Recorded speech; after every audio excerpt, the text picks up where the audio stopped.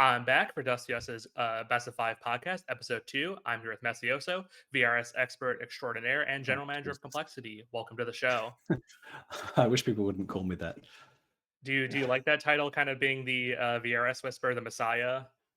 No, because it it's like the burden of it is not seeing any success, and it doesn't lead anywhere. So I'm beginning to get pretty disillusioned with the whole topic, to be honest. So you're a pretty reluctant Messiah, then. You haven't answered the call of the hero's call Well, yet. I feel like someone has to do it, and nobody else seems willing or capable, or both. I think there are lots of people who are capable of figuring these things out. I think many of them are incapable of making the calls due to whatever restrictions they have upon them from their employments or whatever. I'm very lucky that I essentially get to do and say as I please, which is obviously a great benefit of working for Complexity, is that they give me the freedom to do that. But yeah, I mean, I feel like if someone doesn't say anything, everything just goes under the rug. Like no one will ever know all the issues. So it's sort of it's not a burden I want to have, but it's one I feel like unless someone else is doing it, someone has to do it.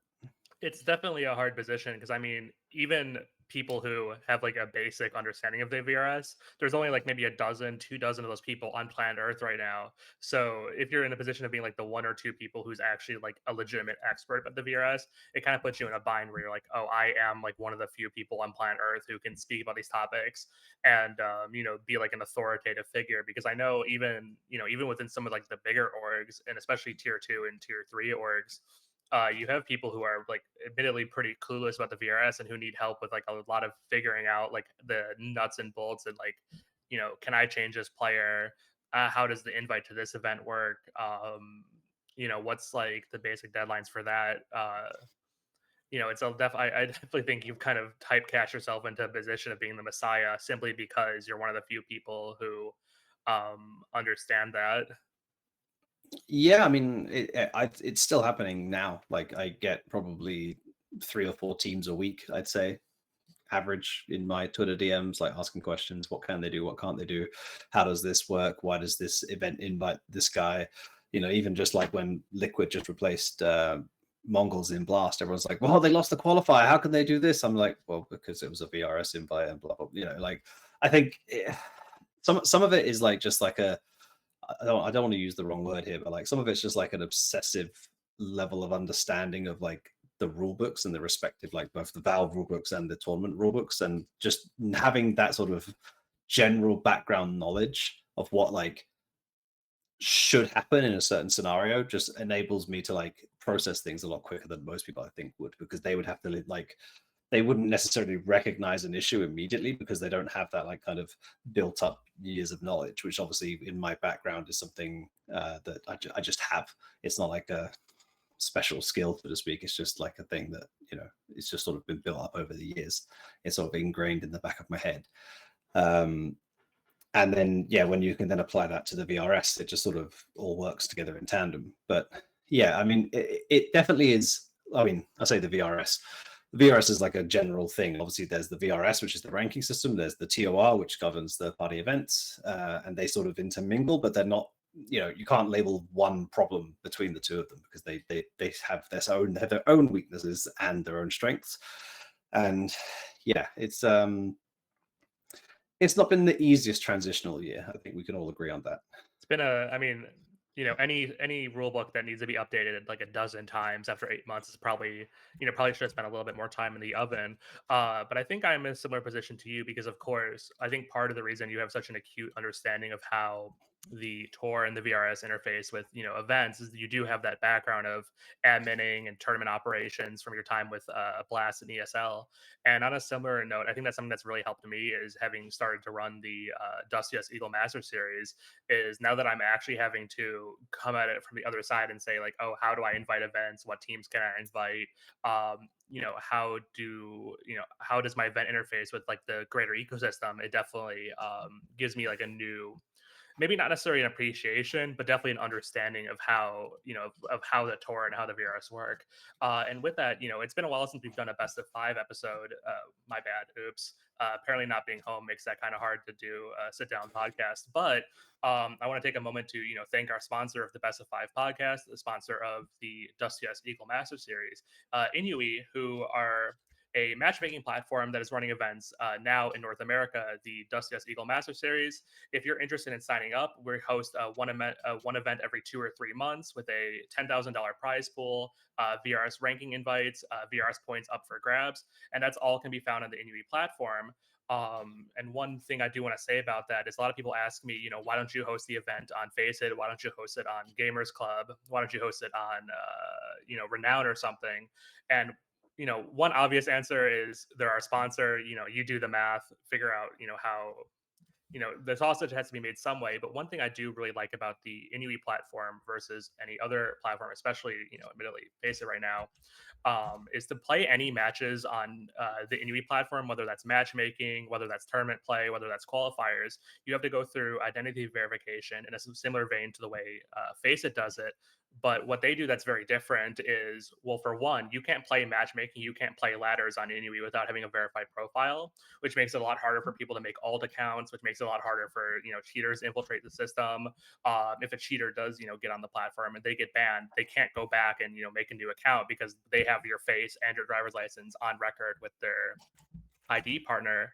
As well, one thing that I will say I was a bit skeptical of at first was they actually are going big into AI, the old artificial intelligence, and that's such a shitty, but that's such a buzzword. Everything's, you have AI powered toothbrushes, you have AI powered refrigerators, you have AI powered cars, and their whole thing is, so the platform's in beta right now, right?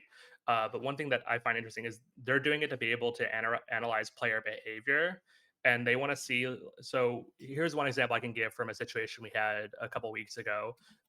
We had a player who we had some suspicion was cheating, but we didn't have a hit on the AC. So we're like, oh well, we can't automatically ban them. And we watched the demos. I watched the demos with some other people, and we're like, it's kind of here or there.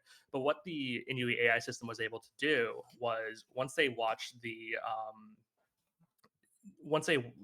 they watched it back, and then the AI watched it back, they said, oh, this player has a reaction time akin to a pro player. And I'm like, well, that's immediately suspicious. They're like, yeah, up there with like Donk and, Mnmzzz and other tier one pros. I'm like, okay, maybe this guy is just like a diamond in the rough. And then they're like, dot, dot, dot, a tier one player on LAN. And I'm like, oh. And how, like, what ping was he playing with? And they're like, oh, like 100 ping. And I'm like, okay, like something is obviously wrong here.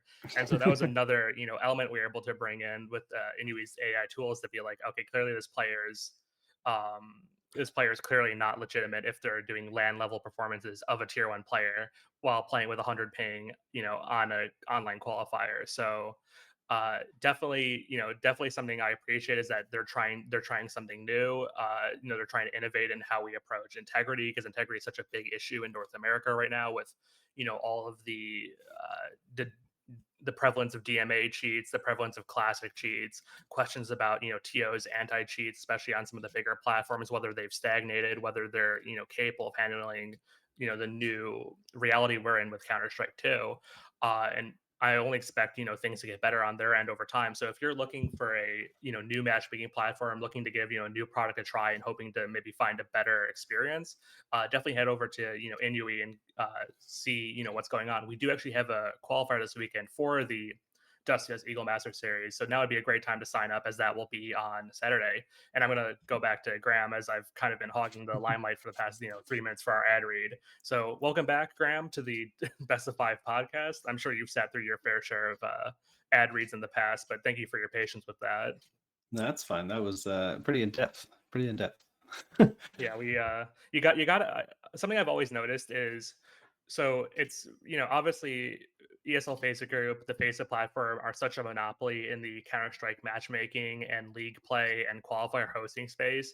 You have to really try to get people to come over to another platform. We saw obviously PGL host their qualifiers in eSportal, Blast hosters on Gamers Club, and even if you can get people to come over to play a qualifier on that platform, they're not usually staying around to do matchmaking or to play ladder or to do other activations. So it's you got to give them a lot of reassurance and a lot of push to try and make conversions happen. Yeah. Speaking of conversions, date we're coming up on. We talked about this in the pre-show. Uh, in about 2 or 3 weeks, you'll be celebrating your 4-year anniversary at Complexity. So I wanted to start off our sort of Q&A section with you about that. Congratulations, of course, on 4 years with Complexity. But can you tell me? So you went from, I believe, was it North your last team before you joined Complexity, if I'm not mistaken? Yeah, there was like a 6-month gap in between that where I was with a company called Gfinity in the UK doing some esports stuff. North's shutdown was relatively sudden, I guess we could say. Yeah. Sort of, we had some very big grand plans. There was investment coming in, and it felt like everything was agreed upon, and then essentially the ownership wasn't willing to wait for the investment to come in.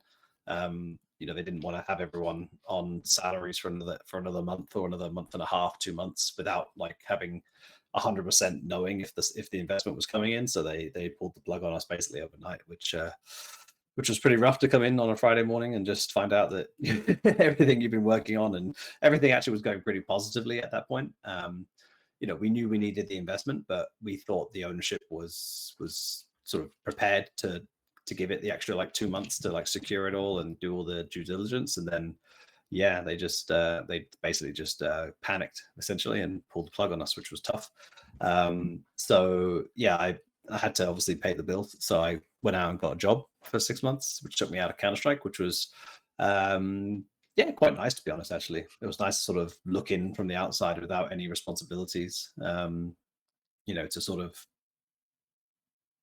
I could talk a little more freely, which I guess people would say I already do talk quite freely, but I can talk very freely then. And then Complexity came in sort of latter half of 2021. I think it was obviously August, so latter half. And then I've been there for 4 years now. It's been a wild ride, lots of ups, lots of downs, lots of in betweens. It's there's never a dull day, never a dull week in Complexity, that's for sure. Well, I think the time, if I'm not mistaken, the timeline around you joining Complexity was right about when they were bringing in like Rush, Oboe, Config. So kind of no, like not quite. Not So quite. no, so they came in. Those guys all joined at the end of 2019. That was like the end of 2019, right before COVID happened, was when they assembled the Juggernaut essentially. They were all leaving when I joined, I guess You're we could say. You're right. So obviously Oboe left 2020, like mid to late 2020. They brought JKS in, and then that was the roster that was there when I came in. So when I was coming in, they were like, hey, we're benching Rush, we're bringing in Esatag, looking at a coach Peacemaker, like, does that all make sense to you? I was like, yeah, I love Esatag, great guy, I've worked with him in the past, like no problem with that. Peacemaker, again, worked with him in the past. I respect Peacemaker a lot as a coach. I think he's a good coach for the right team. I think he's a good coach. And then I came in sort of just after that, so they weren't my decisions, but I sort of ratified them a little bit before I came in. And then all hell broke loose. Config slipped over in Warsaw Airport, smashed his wrist up to the point where it was like metal in it. So then we'd already made one change. Config breaks his wrist. So then we lose 40% of our RMR points, and we had to bring in a sub, Native Sapix initially, and then Cold Zero. And the end of the Juggernaut was a bit of a wash, really. I think everyone sort of knew it was coming to an end before we sort of shut the project down. We looked into lots of different options as to how we could do that, whether we tried to retain some of the Danish players. We were obviously well publicized that we looked at Copenhagen Flames, whether that was like individual players to complement the Danish players we already had and sort of go down the full Danish route, or at the end potentially buying the entire roster, which is sort of where that conversation progressed. But all that kind of period was me, and then obviously we ended up with what ended up being our number one choice, which was to return back to North America, which is where we still are. Here we are 3.5 years later. So it's been yeah, it was a bit of a baptism trial by fire to come into essentially. Yeah.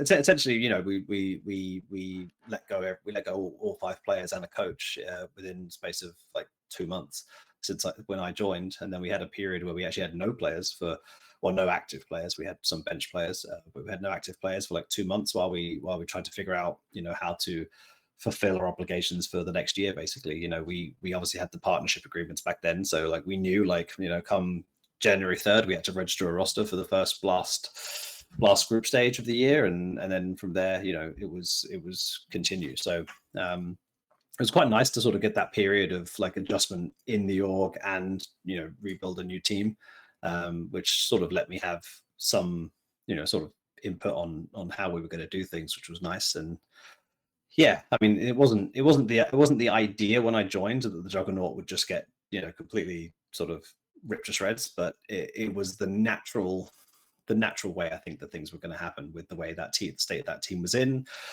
with the, you know, with the poaching, let's say, that was occurring on some of the players and other things.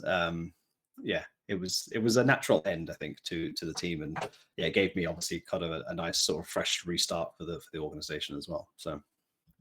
Now that some time has passed, I was wondering if you could kind of tell us what happened there. You know, what's like the official, what happened with Copenhagen Flames? Why did you decide to not go with them? Of course, they were, you know, looking to stick together when Copenhagen Flames went to go sell the roster, but I don't think, you know, they, of course, you know, Hooksy went to G2 quite famously. Jabby went to Heroic, but they're kind of other guys all sort of split off and went off in their own directions. So you were, I think, the only realistic chance of them sticking together. What do you think went wrong there? Now that you can kind of reflect on that period of Complexity's history. I mean, first of all, I think phrasing it as "went wrong" is perhaps the wrong way to phrase it. You know, we got into very deep talks with them. You know, we had contracts agreed with 3 or 4 of the players, I think. There was issues around the coaching situation because Peter, I won't say got poached, but Peter chose to go to Dignitas. He went to the Swedish guys Dignitas, which is ironically where Holzerk was. So he left the team to go to Dignitas, and we struggled to negotiate 1 or 2 of the contracts with the players. Some of the agents there were being a bit unreasonable, if you ask me, and that delayed things enough that other options became available. And then it got to the point where they set us a deadline of saying, like, hey, you need to decide by this date if you're going to buy the team. And we'd agreed on the price, and the price was reasonable and everything else. And by that date, we hadn't fully explored the North American option. We were still looking into building that. You know, we had to deal with Extra Salt for the core. We had to deal with Liquid for Grim. We had to deal with Furia for Junior. So there was lots of different moving parts, and it took a bit longer than, you know, perhaps we would have liked. But ultimately, the date passed, and they politely messaged me and said, hey, the date's passed. We're going to stick with the roster. We're going to keep them. You know, wish you luck. And I was like, yeah, cool, wish you luck. You know, we're exploring this North American option, and yeah, ultimately, you know, we signed the North American team, and we're very happy with that. I don't quite know what happened with them. I think they stuck around for 1 more major, right? They played the Antwerp major together. I think they made top 8, and then I think they had some contracts expiring, and Something Roy to that effect, yeah. Where I think Roy and Nikodos's contracts were pretty close to expiring, which is why they ended up going to Fnatic, and then Hooksy ended up going to G2. Ziphon went to, I don't know where he went. Sprout, Sprout, God forbid, you know. Did he go to Sprout? Is that where he went? Yeah. Liquipedia confirmed, yeah, Sprout. Yeah, and then Jabby went to Heroic, and yeah, they all kind of spread out and went their own ways. But yeah, it wasn't. There was no real, you know, nothing went wrong or badly in that sense. You know, it was just a case of, you know, we wanted to do the due diligence on all the offers we had available and what makes the most sense. And, you know, I think given the opportunity to pursue a North American option was always a preference when it was, you know, when we realized we had that option to go with, it was always a preference to do that. And, you know, we had to, do the due diligence, do the due diligence on it, do the due diligence on the players, and make sure that we weren't, you know, hiring someone who has a shady background or whatever. You know, it's quite an in-depth part of the procedure that I think people forget about. That does take a bit of time. You know, you can't just hire and fire a player overnight, so to speak. And yeah, things just took time, and Copenhagen Flames had a deadline that they wanted to keep to, so they could secure funding or guarantee budget for their year and stuff. And I respect that. And yeah, obviously it all happened over Christmas, which delays things a lot as well. You lose a lot of working days. I think a lot of us were working, Christmas Eve, Boxing Day, things like that, to get this all done. And yeah, ultimately we did get it done. I think we signed the contracts with all the players like a day before the roster lock was. So we were, and then we had them in Frisco like a day later. So it was all very very quickly wrapped up once we got everything agreed upon. And yeah, it was a smooth process for everything. It just these things take time. Right in the nick of time. No delays. That would have probably been like a Blast Premier roster lock or something, because I remember they always had their event. They always tried to have their event be the first. Yes. The first year. Was that the same event where I believe Evil Geniuses had the pipeline and we beat the 100, we beat the number one team in the world? Was that the same event, if I'm not mistaken? No, that was a year later. So this was 1 year earlier. So Okay. EG at that time had just signed Stewie Rush Automatic to go with Cirque and Breeze. Oh no, it was, or no, 2020. Oh, you're right. My bad. This is 2022. You're talking about 2023. Well, that was when they'd added like some of the academy players. Yeah, and stuff. this is when they added. Yeah. This was when they had the famous Stewie 2K automatic rush core that went exceedingly well and didn't have any implications for the future of NA esports. Just don't take them to Starbucks and everything's fine. Don't take them out for coffee and you'll have no problems. Speaking of that, back then when you signed that NA roster, you were just one of a number of NA squads. We still had Team Liquid with obviously ELEAGUE and with OC, so they were still true blue American. We had Evil Genius, which American squad complexity. We had some further organizations down the line that in that tier 2 space that were you could objectively say this is an American team. Fast forward to 2025, where we have Liquid is essentially European, M80 are on paper North American, but they have 2 German players. Wildcard is whatever Wildcard's doing. Reflecting upon that now, do you feel like you made the right choice now that you're like objectively the only American brand? Has that brought you guys, you think, extra prestige and recognition for being the only org to stick with an American roster? I mean, I just want to be fair. Like, we have 2 imports as well, technically, right? I mean, I personally don't count JT as an import because South Africa, like he lived in North America for like 7 years before, or like 5 years before we picked him up. And as a South African, it's not like we've imported a European player who's from like a superior region, but he is an import. He is South African Portuguese technically. And obviously Hulzerk's an import, so we're in that case we're not any better than M80 if that's a barometer of being North American. I think we've stayed very true to the idea that we must field 3 North American players at all times. Even like right now, for example, like with the way the rules work around the VRS and how you get ranked, we could add another European player. Like we could do that. That's something that has to be considered when the rules change and it allows you to do that. You do have to think like could we be a much better team if we brought in 1 more European player? But to offset that, you have to think like but how much does it affect our brand? We've clearly positioned ourselves as a North American brand with North American players who want to represent North America and do this for North America. Now, you do need at least 1 import, I think, to compete on the global stage. I think 1 import is essentially essential. And I would say it's in the AWP position, which is why we have Hulzerk. And other than that, we've tried to really stay true to it. And I don't throw any shade towards M80 for getting 2 imports either. Like I think that's what you need to do to try and compete at a certain level.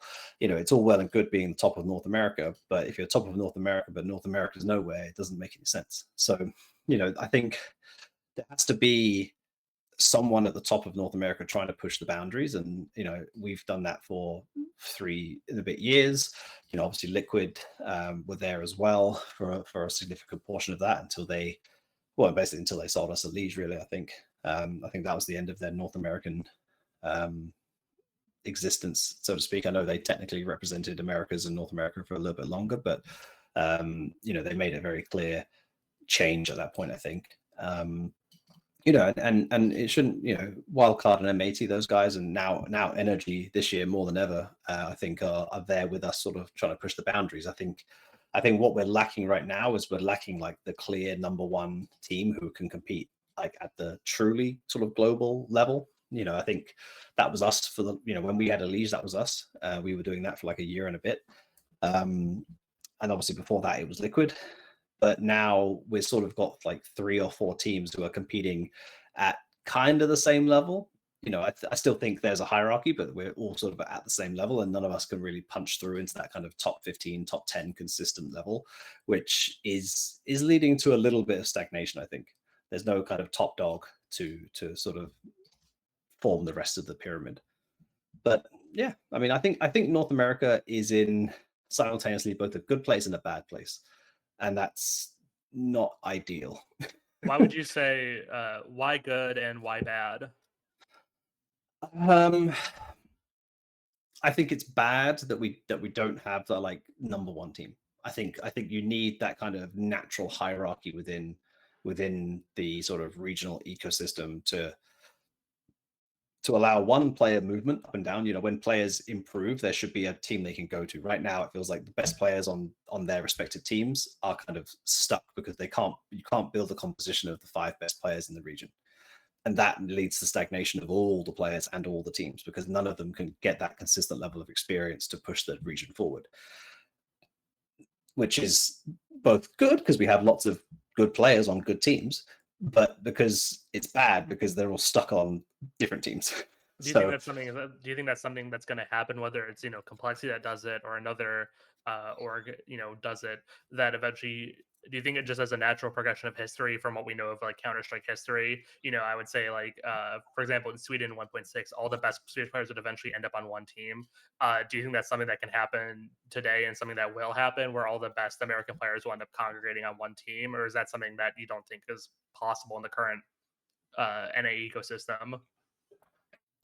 It won't happen for at least a year, I would say, just based on the contracts that are currently in place for most of the players. I think that I think it's possible that one organization could pick up like one player and then one player and make it happen, but I don't think that's going to happen within the next year. But things can change quite rapidly. I mean, it really just depends on, I didn't expect Wildcard to implode, so to speak. That potentially could have put a few good players on the market, but the way it worked out, it was the Europeans that were out, which obviously doesn't really help. It doesn't really help the. I mean, I just want to clarify. Like FaZe and Sus are very good players, and they could probably play on any of the other teams.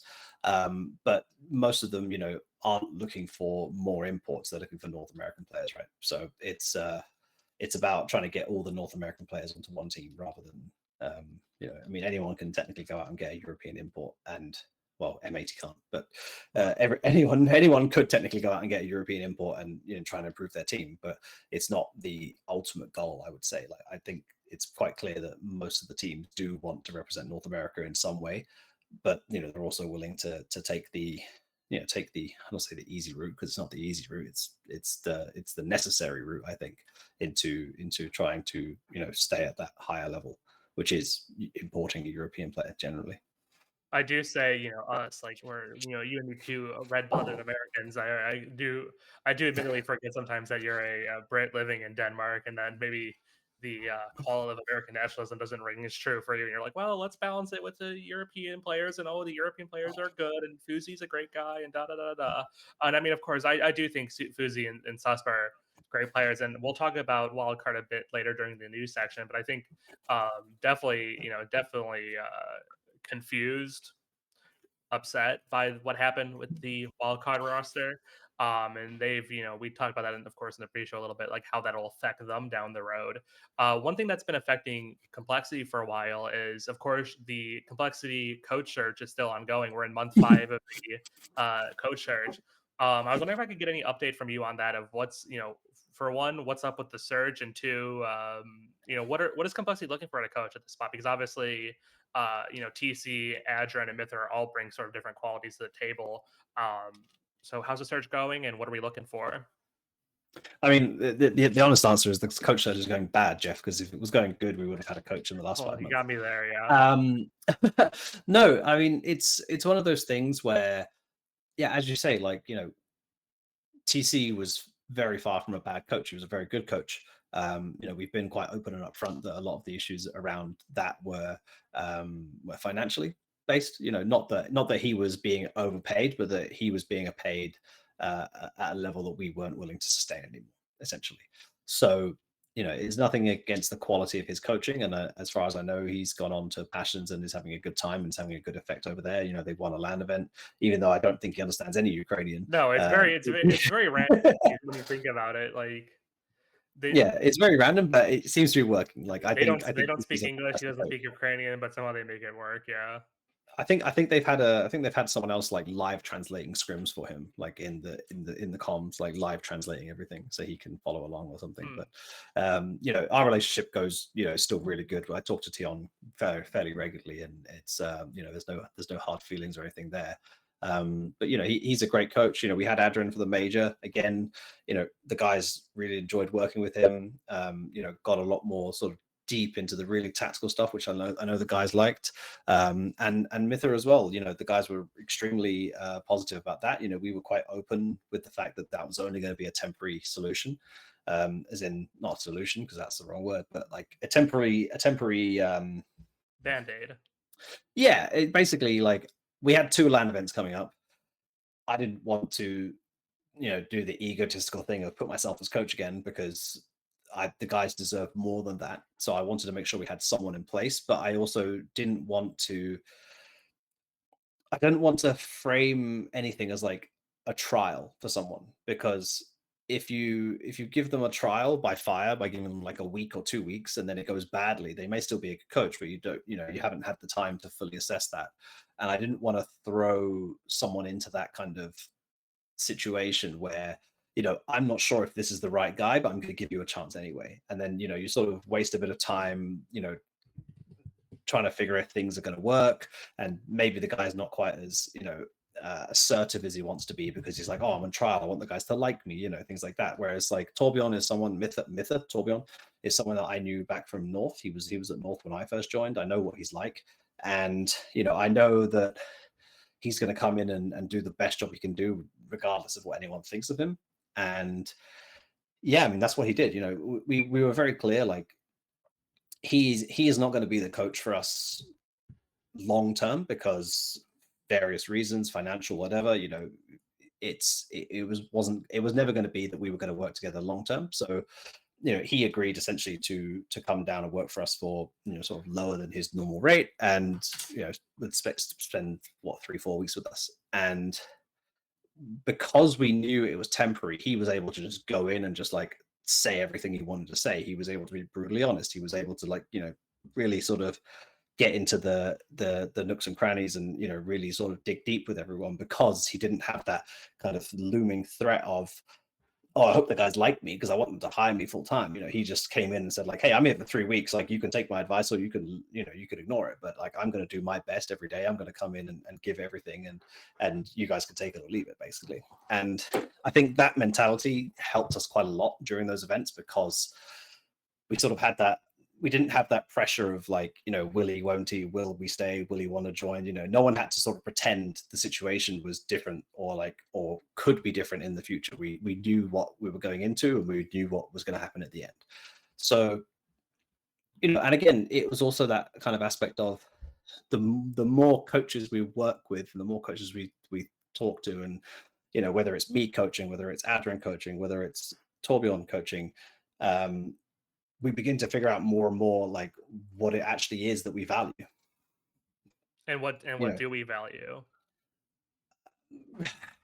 I mean, each player has been complimentary of different things that the different coaches have done. Some of it's like, I like it when this guy pauses like every 5 rounds in scrims and like chews the fuck out of us because we're doing dumb shit. Like, some of it's like, oh, I really like that he gets into this tactical depth with on this scenario. This really helps me. I really like this guy because he does lots of like really, really likes to focus on like one-on-one coaching. Every player has had different things that they like about the different coaches, but it's sort of building that wider picture of like, does a player like a coach because they make things easy for them, or does a player like a coach because they push them to be a better player?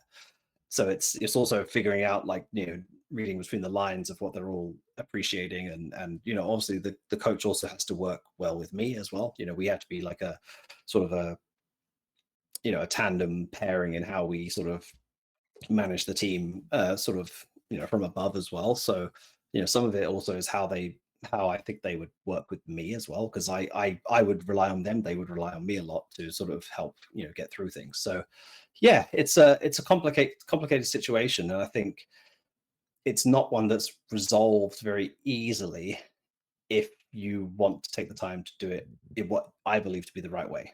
And I didn't expect it to take 5 months. I think, in fact, I think I even made a joke on the Complexity Discord, which everyone should join, by the way. I think I made a joke that said, like, if we don't have a coach by the major, then I should get fired. So maybe I should just resign now. Like, I think that maybe It's that is the does that give best way some to go about insight it. to whether we're gonna have a coach before the Budapest Major at this point, you think? Oh no, I was talking about Austin. Oh, so your job is That's what I was saying. Like, I should be gone by now. Like, you're living on borrowed um, time, yeah. yeah. I mean, technically, we did have a coach for the major, so but it wasn't full Technically, time. legally, Yeah. No, it's yeah, like I said, it's honestly not gone very well. Whether it's a combination of you know, not liking the coaches not being potentially what's right for us, whether the coach doesn't want to work with us. There's been a few coaches who just said, no, I'm not interested, thanks. We also got to factor in that, if we're not getting a North American coach and we're practicing in North America, these European guys have got to be up till 4 or 5 a.m. Like, some of them just aren't willing to do it, and I respect that, and that's fine. Some of them are, some of them aren't. It is what it is. So we there are limitations, obviously, that we've sort of not put on ourselves, but there are limitations of the job, and things that people have to get along with. And not everyone wants to be starting work at 8 p.m. and going to bed at 5 a.m. That's just not what people want out of their daily lives, and we have to respect that. So yeah, it's been a bit of a combination, really, of sort of maybe us not fully vibing is the wrong word. I hate the word vibing, but it is the right word in some ways. you're not a vibe based kind of guy. I'm not a vibe guy, but it is kind of that. It's like, us not feeling like this person will be the right fit, them not feeling they'd be the right fit, and some of it's budgetary as well. Some people are just asking for more than we're willing to spend on that position. So it's yeah, it's been a long journey. And yeah, in case anyone's wondering, I will be coaching for the Blast Bounty tomorrow, this week. Coaching is a loose term because there's no coach slot in the server, so I'm just listening to TeamSpeak and I can talk the whole time. So I can, at best, I can just tell people to like calm the hell down and So just you're focus. just like nice, or yeah. Yeah, but I can't even watch the game live. It's going to be delayed, right? So I'm going to be like, what, 3 minutes delayed watching the stream. So you can hear the comms, but you can't see the game. I can hear the live comms, but I can't see the game. The only way I could see the game would be if I traveled to a player's house or went to the boot camp we have the US guys in. So JT and Holzek are playing from home. The US guys are playing from a boot camp. So I could fly to the boot camp, but no, I'm not going to fly to the boot I mean, camp. single elimination, online Yeah, event. yeah. I mean, I fancy our chances. We could do quite well. I do have a feeling, though, that when we get to round two, well, if we get to round two, when we get to round two, I think we are likely going to be the lowest seed. So, I mean, the chances of us playing Vitality in round two are, I'd say, pretty high. Bit dire, yeah. I mean, so far there's not been a single upset, right? I don't know, because I told Every me we did an single, article, yeah, that said like every yeah, single favorite one so far. So yeah, and Legacy are beating Fnatic. Oh wow, Legacy just crushed Fnatic. Holy crap. Okay, the second map's a bit closer, but the first one was 13-2. Yes, I mean, if every single game goes the way it currently is, like, we might be the only upset of the tournament. I mean, not to say like, I mean, what's tomorrow? There's Aurora FlyQuest. I mean, I think FlyQuest could do quite well there. Mongols, Ents, I think the Mongols will probably take, and then Vitality, NRG. I'm sorry, NRG. I don't see you being Vitality. I mean, hey, that's gonna be exciting to watch. Exotic's first European, Yeah. first I mean, European online event. we were the third pick, and we picked Heroic. Who was it? Nip picked Pain. Who was MIBR picked VP, and that was a pretty close game. The VP MIBR game, the Pain Nip game today was close. It ended 2-13-11, so it could have easily gone both ways. So we're the other kind of highest seed, but if we're the only low seed that makes it through, we are guaranteed to be the lowest seed in the second round, which means that we will get whoever's left over, which will be Spirit, Mnmzzz, or Vitality, depending on who the other lowest seeds want to pick. So it's a tough tournament because we're going to have to play a very big dog very quickly. But if we can beat Heroic, that'll be a good start. We didn't win in the bounty last time, so it'd be nice to win some prize money this time, at least by getting one win. And it's online; anything can happen. To be honest, like we could take down a big guy if we have our day, but it's a tall order for sure. So I do feel single elimination is just an utterly miserable format. Like online single elimination, just it's like if this event was on LAN, it would be so much better. I think just from like. I think from like the broadcast perspective of like being able to like do the draw live and have that kind of back and forth and like I think that would be good, but also just like the value of it because it's online. I know it's got kind of fixed with the recent VRS update, but it's still just a woefully low value tournament for pretty much everyone involved, except like the super low seeds. Like the super low seeds can go in and basically like take a free shot, and if they beat like a top 8 team in the world, they're going to get some points, but it's not going to be worth that much. And for the high teams, like all they can do is lose like points basically. Like unless they make it through to the playoffs, they're basically going to lose points. And even if they make it through to the playoffs, if they don't win that first LAN game, they're still potentially going to like lose points or end up even. It's just a woefully bad format. Like any tier 1 event that has an online phase to it, honestly, is not a tier 1 event in my opinion. Like even if it has the best teams in the world, because it just isn't. It's like it doesn't have the value, it doesn't have the prestige to be that valuable. right. I think that's probably it. I mean that might be kind of a cynically a way. Reason they have those frequent flyer tokens and all of that system is to make sure you attend these events where if you were truly metagaming, you might skip this event because you like if you're a spirit, you're like, oh well, we just won Cologne, we have a ton of points. We might just skip this event because we know if we lose one online best of 3, we're losing a shit ton of points to like MIBR. Falcons did exactly that. I know they said it was because of the visa, but I'm pretty sure there's a secondary reason, is that the value of the event is just not that high, and there's just no real reason for them to risk playing 2 online events like this and the Blast Open. Maybe they change their mind now, knowing that like the event has been like boosted a little bit. But yeah, I think the visa issue aside, I think they also thought like this event is just not worth us attending, and there's like far more risk of like negative points than there is of positive points. And yeah, I mean, like people say like, oh, they're safe, they're going to qualify for the major. Like the difference between being stage 2 and stage 3 is hundreds of thousands of dollars, Right. hundreds and hundreds of thousands of dollars. Like Falcons do not want to be stage 2. Like they don't. They want to be stage 3. So like losing 30 points for Falcons right now would take them down 2 ranks. Losing 60 points would take them down 3 ranks. And put them basically close to G2 in 12th position. Like it would be very significant for them to lose that amount of points. I'm not saying the Falcons would like go out and straight away lose, but the risk is still there.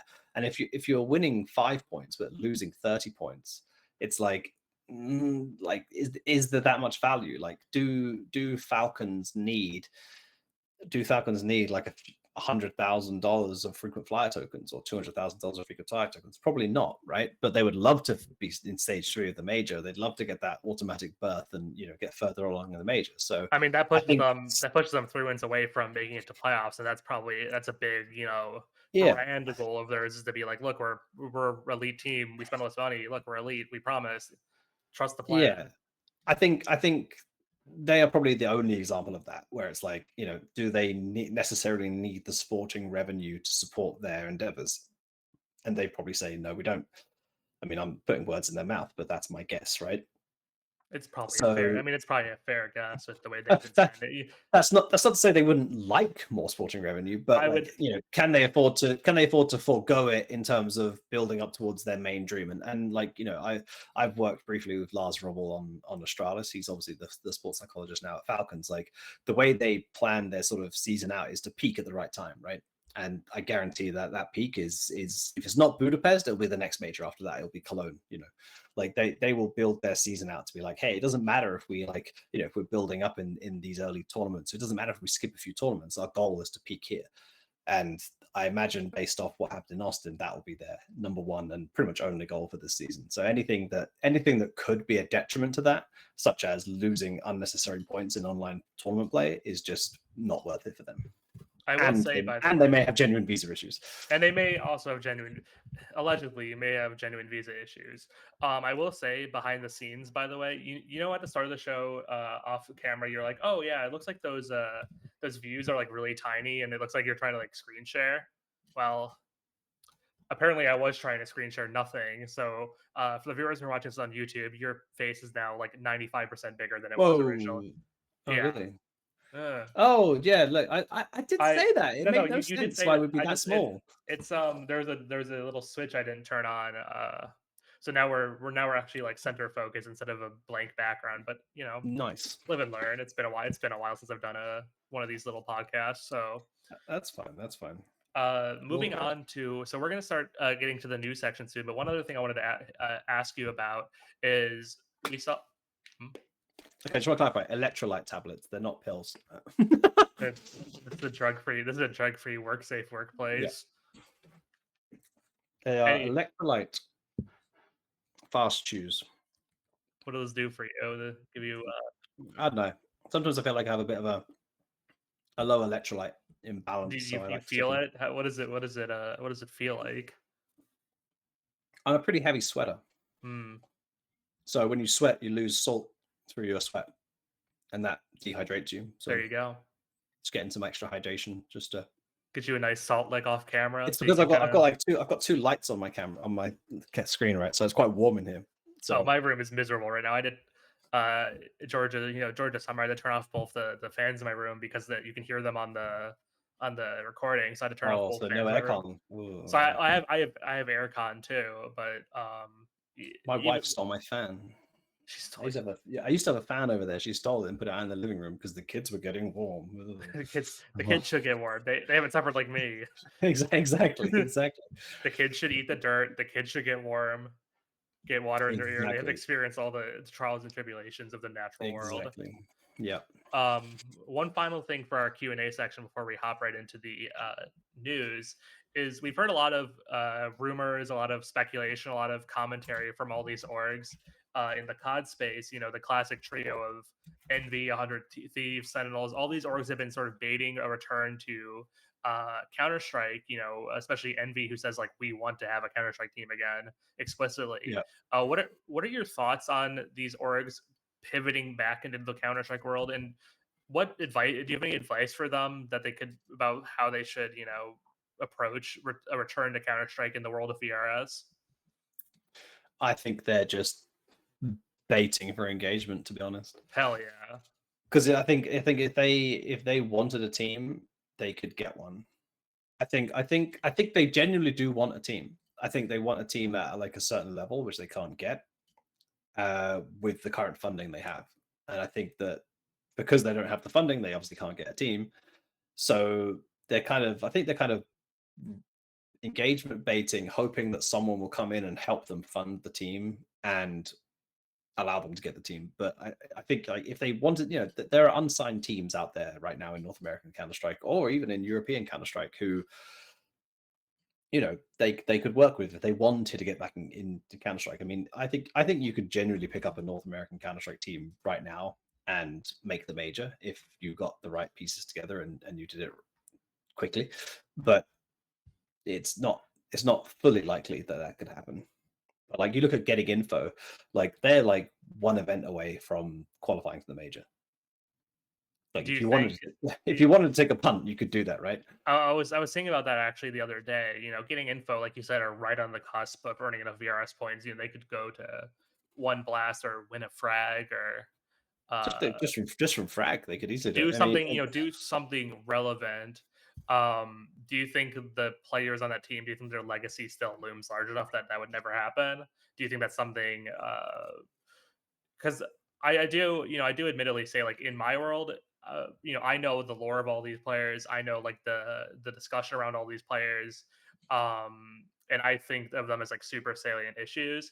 But do you think like past discussions from players like those are something that like a normie org like 100 Thieves would find super relevant? yeah, I think their legacy definitely holds them back. But I think honestly, we're beginning to get to the point now where people like, even like those orgs you mentioned, like they're almost like new school again, where they're not going to know about that stuff that happened when they were missing, right? So it's potential that, yeah, potential that like it wouldn't get picked up. But I think it definitely holds them back. I think that as soon as they did get picked up or there was any rumors, they would find out about it very quickly and it would hold them back. I've always been very like, people deserve second chances. Like, I think that no one should be like pigeonholed into one thing and that is what they are for the rest of their lives. Like, I wasn't really paying much attention to North American Counter-Strike when like a lot of what they did and said happened. So like I can't speak to like how many chances they got and whatever. I know it was relatively bad, a lot of the things they said and did, but like I would still be erring on the side of caution that like they should be given like a chance. But that's ultimately down to whoever's willing to give them the chance, right? So yeah, I don't know. Like, it's not really for me to decide. Jeff, there's some big news. There's some big news. Fragadelphia has just announced Oh, another that's not event. the news I was thinking of, but please, dude, we'll hop into our news topic. How about you lead off with Yeah, our first news topic? there you go. Fragadelphia have announced an event October 3rd to the 5th. Wait, what? That was not what I was thinking you were gonna say. Hold on. 3-day 10K event, 32 teams. And you know what's on October the 6th, Jeff? The ranking update. The ranking update is on October the 6th for the major, and they've done an Mm, event on October the 3rd to the 5th, which is basically, the last chance saloon for. well, it's not just the last chance saloon, it's the last chance like they could like really, really fuck up a lot of stuff. Not fuck up, but like, the signups for that event are going to be insane, because you're going to have like 10 European teams trying to come over and like sneak their last way into the major. You're going to have all the North American teams trying to do the same thing. Like, this is going to be probably one of the most cracked Fragadelphias you've ever seen. And that's exciting right there. I know, the Frag guys are like pretty. I don't know. So like, you ever meet Steve from Frag, the Sasquatch fella? Do you know what? I've met two guys called Sasquatch, There's I Noun think. Sasquatch and there's Frag Yeah, Sasquatch. Yeah, and I definitely met the Nouns one. I don't know if I met the other one. big fella, backward baseball cap.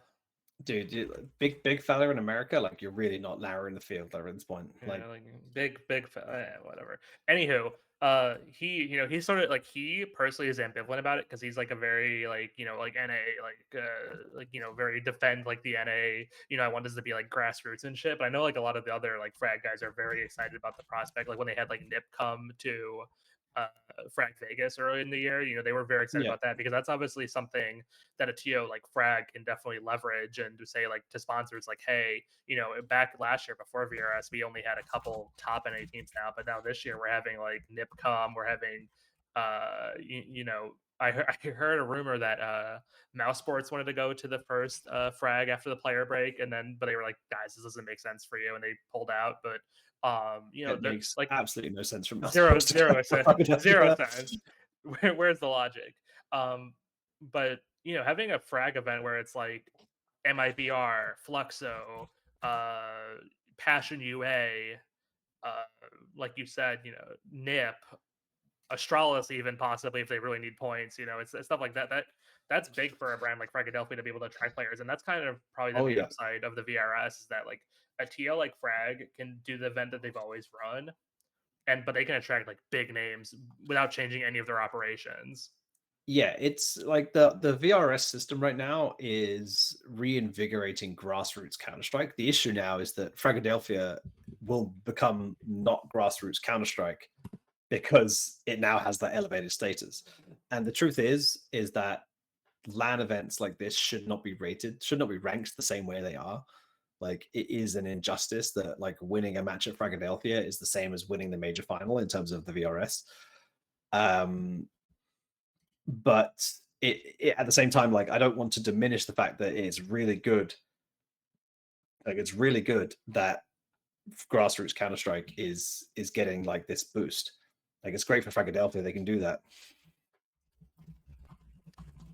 Definitely 100%. And I was actually surprised because you said that, and that was posted at the time of recording 6 minutes ago. So I thought you were going to talk about the fact that Frag Knoxville, the other 10K that's happening next month, is going to open up 6 more spots, or 7 more spots that are going to be up to 40 teams for their first event in Tennessee. And there's some exciting teams going to Atlanta, namely Onyx going to Frag Knoxville, which is Fluxo, right? Fluxo too, yeah. I think Fluxo's going. Yeah, the Brazilians realize they need to get something yeah. in them. Well, it's like weird because they always had more LAN events than we did, but they always come to our lands. It's very. Yeah, I mean they have lots of LAN events, but they're usually like single elimination. Like, they're sort of, I don't know, they Gimmicky. not gimmicky, but like I don't think they get enough value out of them. Whereas like a frag, I mean, this frag's not going to be the best version. Like the frag, like, I don't know, the main ones, the 25k ones, like when they do the double limb bracket, that's like crazy points. Whereas these ones, I think, I mean, I don't know if they'll change it if they get like better teams, but typically they've only been like just top 16 single limbs, so it's only like 9 matches, or what, 4 matches if you win out. So it's not the best. For Frag 19 last month or earlier, in July, they had 16 double limb playoffs, and they did the group stage. Well, it was single elimination and then GSL, yeah. So that's at least 3 matches, 3 ranked, that's at least 3 ranked matches, max 5. And you could definitely see HLTV extend coverage further if there's like actually like a shit ton more permanent teams. Like if, like we said, like a NIP goes, a Stralis goes, MIBR, Oh yeah. Oh yeah. And that's, I mean, personally, for like, I know you said it changes the fundamental characteristics of Frag, but at the same time, like, that's how some of these like lower level NA teams are going to improve, playing actual good teams and playing good Counter-Strike.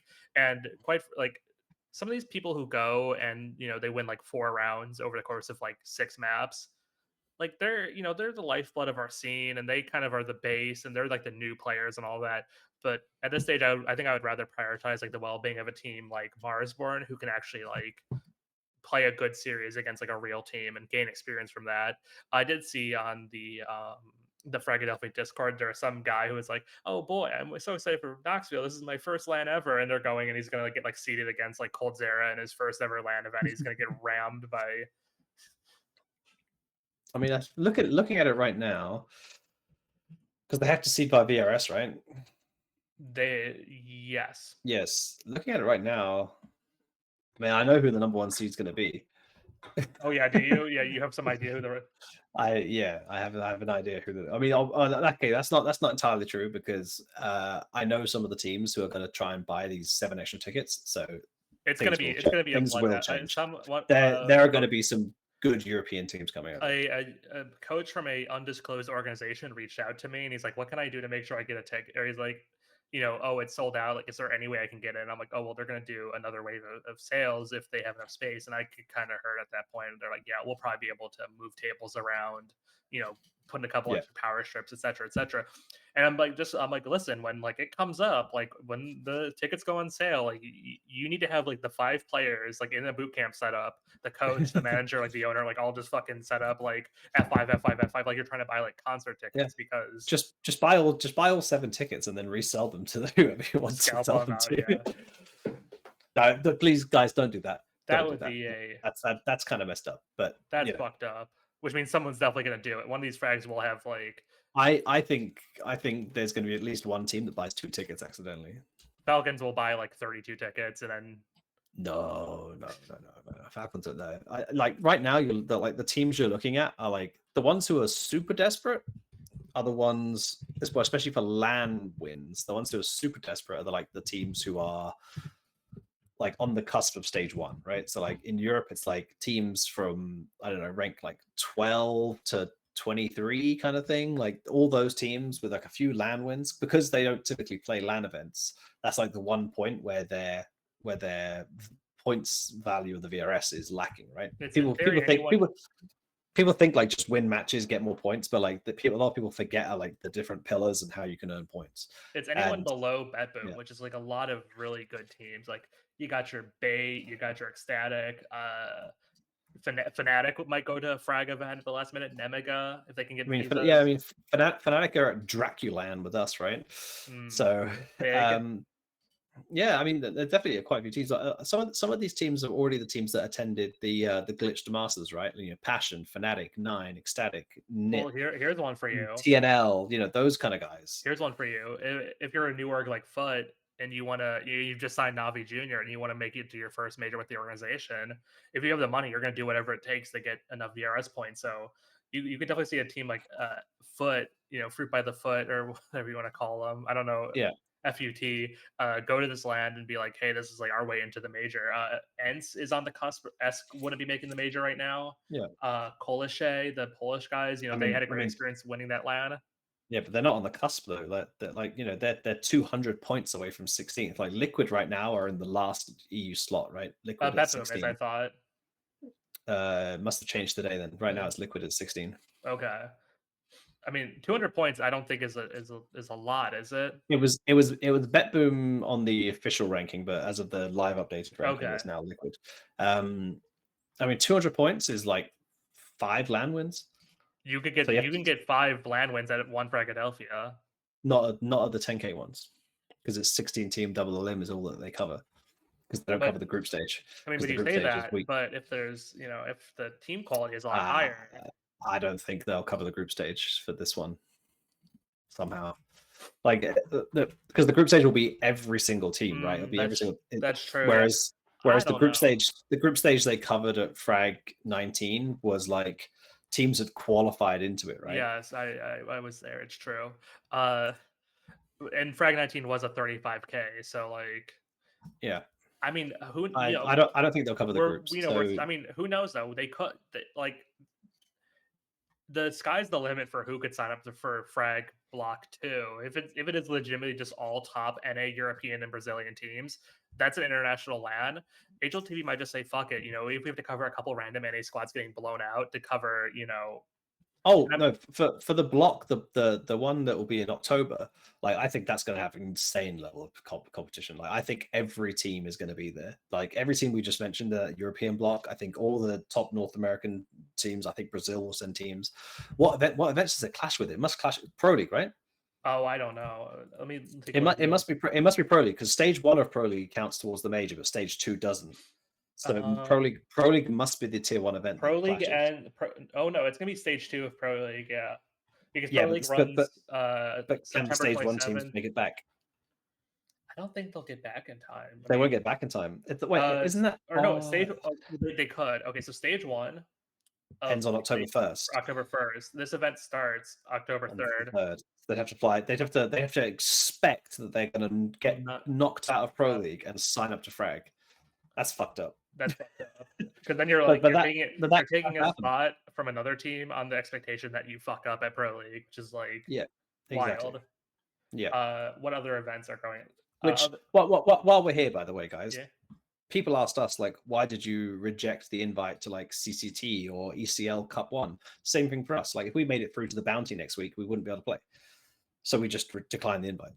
Well, we were talking about this a lot. Is like, ESL is going to make you forfeit matches in ECL if you have a scheduling conflict, because the events are so compact compared to old ECL. That like you accept an invite to ECL, then you have to forfeit 2 of those matches to like lower level NA teams. That hurts your chances of getting to the major. 100%. You gotta make sure we can do it in the news section later. We've kind of veered around and whatever. I mean, you did that. Because you're like, who is it? Yeah, M80, right? M80 are gonna. I think they told me that they're gonna play the ECL Cup from their boot camp in Europe online. Oh. So they're not going to forfeit. They're going to try and play it. So it's scheduled for 3 a.m. Central European time. I think they said they were going to be in the UK, so it'll be 2 a.m. So they're going to That's not try and play. they're They're going probably to try and playing, play. like, FPL at that time anyways, like Well, not on a tournament night. They're not.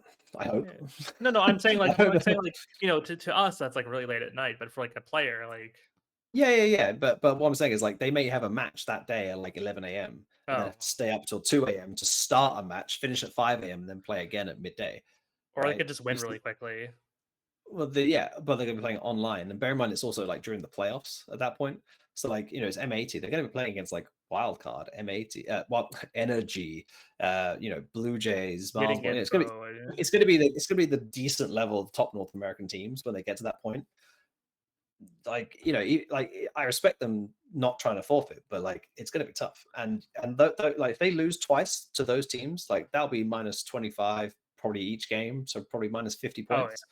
I And not, definitely not, think not only is it minus 50 points, it's minus 50 points to your direct regional rivals who are fighting for the same slot that you are. this ECL Cup is going to teach like a lot of painful lessons to teams about the dangers of accepting invites. Especially, I haven't really paid attention to the EU ECL at all, but there's like some decent teams in there that probably like accepted an invite, not realizing that they might have event conflicts. I mean, I'm curious, and I really want to take a look real quick. If we look at the um, let's see, Cup number 1 has teams like ENS, Big, OG. I mean, so there's definitely potential for scheduling conflicts in there, right? Like, Oh yeah. this is the fucking lesson about being, strategic about accepting event invites from here on out. That's like kind of the number one thing. Yeah, I mean it's also dependent on it's also dependent on the TO. Like I've seen CCT, they recently updated their rules to be like way more clear. Like if you accept an invite, you're like, and then you want to drop out, you're not guaranteed to be replaced. But since then, I've also seen them replace multiple teams. So it's like, So it's how strictly are they applying that, if and a when team do with when leverage do who they can then bitch on decide Twitter, if a to team with apply it? leverage who can bitch on Twitter effectively wants to drop out, oh sure. If a team with 10 followers wants to drop out, well, tough shit. Yeah. For our league, ours is a 48-hour. It's like 48 or 72 hours before the event starts. You can still drop out, which is just because I'm also a glutton for punishment and I'm a pushover because. But fortunately, like most of the teams that wanted to drop out, I've already dropped out. Like MAD dropped out of our event of the Eagle Masters, unfortunately, just because they're like, listen, our schedule is like way too full, and I'm like, I understand. Yeah, I get it. I get it. I think it's getting to a point where it's like you like it's hard to balance between having like lots of tournaments and trying to be successful. And you feel the need to play more and more tournaments because you have to like not put all your eggs into one basket, which is definitely something that we've struggled with in the past. Is like we're going to go to this event and that's going to be the measure of our success. And sometimes it doesn't work out, right? You still have to perform, and if you don't perform, then you end up with nothing. So we've gone back and forth, especially when we were sort of lower down the totem pole in North America, like sort of 2022 times, where we played everything. We played all the tournaments we could, but we've been a bit more selective with the things we play in more recent times to try and make sure we're in the best shape possible as well. It's a balancing act all the time, I think. And yeah, it's hard to know when to say no, and sometimes you accept things and then you forget about them, and then all of a sudden like, fuck, we've got to play this other event, and now we've got this event, and then we want to qualify for this, and then they just announced this LAN, and it's like, when does it end? So I've definitely had teams accept invites, and then I'm like, hey, can you tell me what roster you want to use for the event? And they're like, oh, when's that event start? I'm like, in like 4 days, and they're like, huh, interesting, like. Because your natural inclination is if you're going to VRS invite to something, you're just going to accept an invite to it, but you don't think about like the strategic implications of that choice. So originally, what I was going to talk about, like big news before the whole Fragadelphia diversion, was Rush, former Complexity player, of course. He announced his retirement today. Yeah, that's I saw it. Very. I don't know. I say like it can be sad, but at the same time, like it's clearly been his decision. He's made it. You know, he's obviously comfortable with the decision. You know, you have to say, you know, I think it takes a lot of balls to sort of say like I'm done. You know, I think that's quite like a big moment in any professional athlete's, you know, career, so to speak, to say like, hey, like I'm done with this now. You know, I can't do this at the level I want to do it at, and therefore I'm done. And I think that's like a big level of self-realization that, you know, is, you know, great for him to have that, you know, to sort of have that sort of clear mind and clear conscious of, you know, now at least he knows what the path forward is. So you know, massive respect for him for his career. I think he's had one of the better careers of North American players. You know, I don't think people would put him up on the pantheon of greats in North America, but you know, he is a major winner, and you know that will always go down in history for North America, no matter which way you try and spin it. But you know, I think people also underestimate, you know, his time with Optic, for example, when they were beating Astralis, you know, soon to be major winners back in 2016 and stuff like that. So yeah, he's had a really long career and a successful one. So yeah, He's had a great wish him all the best. career, and in some ways, I think you know you could see it was starting to become time for him to retire. I mean, objectively, you know, he's 31 years old. He's never seemingly had interest in playing in Europe, playing on a European team, making that jump over, you know, to play in Europe. And I don't think there'd be many orgs that'd be interested in him. The overall, you know, level of teams he's playing for. I mean, his last two teams were, excuse me, Party Astronauts and Nouns. And once Nouns kind of went under and could no longer afford to, you know, pay him, it's like, where realistically can he go after that? It's, you know, I don't think NRG would be interested in his services. I don't think Complexity would revisit him as a player. Liquid, of course, is committed to Europe at the yeah. Liquid, of course, is committed to I Europe at mean, this I point. mean, if Liquid did want to go back to North America and qualify for the major, Rush, you know, he's right there. But you know, I think they could pick up any North American player to do that if they wanted to. But I don't I did hear he's I think he's interested in coaching though, isn't he? I would imagine so. I think he wrote that he was interested in doing broadcast talent, like being on air talent, which I I'm think I very think he'd be really good interested. actually. I'm very interested in the prospect of coaching in Counter Strike too. You know, that might solve one of our one of our two of our problems. You know, if wink wink, you know, get a legend in the coaching slot. You know, transition him into Yeah, I I mean, don't know. to add to the context from before, you know, I was looking for a more experienced coach. You know, I want someone to come in who has a clear idea of what they want to do, has experience of how things work and things like that. Um, so you know, for me, that would be a little bit of a detractor, but like, you know, I'd have the conversation anyway because you know, you never know, you know, how someone's going to frame and present It themselves, and would be quite maybe interesting. they do have that. But you know, I think for me, like having that level of experience, especially when I have some inexperienced players as well, I think is for me is quite important. But you know, I can always be swayed, so always willing to have the If I conversation. was listen, if I was a Rush, if I was Will, and I was like making like the sales pitch, and you know I was bringing out like the you know the PowerPoint, and I was clicking through it, and I was in a meeting with messioso, I'd say, well, you know, major winner. I've worked with young players. I worked with Stewie when he was a young player. I've worked with Mindbody Esports. So I've got the mental connection. You know Yeah, yeah. I worked with or he's like, didn't he play with Nick X for a while? I swear he did on Nouns. Yes, he would have done on Nouns, yeah. I play with Before we Nick X, before a we new stole guy, him. so I know what it takes to you know get him in his correct mind space. You know, I there you go. I have Oh, you, complexity. you sold it to me. Like, I have complexity. amazing. I played for complexity, so I know that their values align with my values. Yeah, there you No, go. man, yeah, man. I mean, to me, it just seems like a no-brainer. Yeah, I To mean, me, it seems like a no brainer. yeah. I mean, Rush was someone who, yeah, like he got benched as soon as I arrived, but we obviously had that thing with config breaking his wrist, because of the way the rosters work, like we genuinely did consider bringing him back because it would have been less stressful on the roster lock situation for the RMR and stuff like that.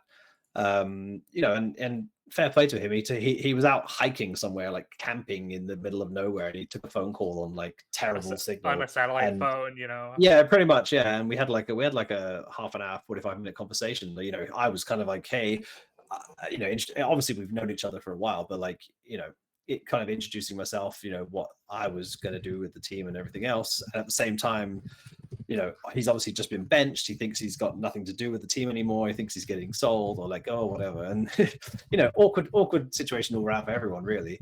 And, you know, he was very open and honest with, you know, his thoughts and feelings and what he wanted to do. And, you know, we respected that. And, you know, he ultimately didn't want to return to the team. He didn't feel like that was the right thing for him to do, you know, 2 weeks after being benched. And yeah, full respect for that. I mean, you know, again, you know, a guy that kind of knew what he wanted. You know, he was able to just, he wasn't like, oh, I'm not sure. And he's like, no, I don't want to do that. Like, you know, that's, you know, we called it quits. That's the end of it, kind of thing. I do And think I he'd be interesting if he started somewhere lower down the totem pole. Like if NRG was ever considering a coaching change, or you know, Wildcard was considering a coaching change. Did you just say that NRG are lower down the totem pole than us? You're going to upset people, Jeff. I just, you know, I look at the facts and I see the facts and I say, damn, those are kind of facts, huh? I mean, yeah, if you look at the rankings, Jeff, I'm not saying I disagree with you. I'm just saying that you're going to the fans. Well, certainly NRG are going to be upset with that. But yeah, you can't please everyone all the time, you know. It's yeah, I think the biggest problem for that is just like when you get to a certain point, it's like not sustainable because just financially, like you're not going to get paid what you probably need to, you know, live. Does that make sense? Yeah, I think that's money to survive. Yeah. Yeah, I think that's the biggest problem plaguing North America right now is that there's just not enough salaried teams far enough down the list as well. You know, we're sort of very compact in the very sort of top. I mean, what is there, like 6 or 7 salary teams now? I mean, there's us, MAT Wildcard, NRG, Blue Jays, Marsborn. I mean, Blue Jays and Marsborn, but obviously we're talking a big difference there in the salaries. Yeah, no, but they are technically salaried. They do pay them money. There is money in. So there's 6 teams salaried, of which probably 4 are not legitimate, but like 4 are like, you know, 4 are what I call like a full-time salary, and then there's 2 part-time salary kind of teams, right? Is that reasonable to say? I don't know. I think you know, at the next like NA managers like meeting, you'll get some flack for that one, but I think that one passes muster, you know. I mean, I actually don't know what Marsborn and getting Blue Jays are getting paid. I just took that from what you said, but like I know that there's at least, you know, us, MAT Wildcard, Energy that are paying what I call like, you know, full-time salaries, and then below that I don't know. So I would guess that's about right. That sounds logical to me. I also don't know what's livable in the United States. Like, well, I'm pretty sure what they're getting paid would not work in Denmark. But it's changing all the time, unfortunately. You know. Okay. Yeah, little political jab there. You know, keep it topical. Yeah. Closing off on Rush though. You know, like we talked about all those orgs that have been like baiting for impressions about returning to Counter-Strike. I could see, like, even if they don't sign him as a coach, rather have him as someone who's like a talent, you know, who helps them like look at NA players, look at talent scouting, you know, helps them develop their roster. Like that could be a good short-term role for him. He's always seemed of someone who has like a good eye for teammates and has a relatively like even temperament. So that is exactly what I have wanted for a while. Like I've sort of like, you know, again, one of the things that I've always been, I'd say quite good at, I'd say pretty good at, is recognizing where I have like a deficit, where I have a weakness, right?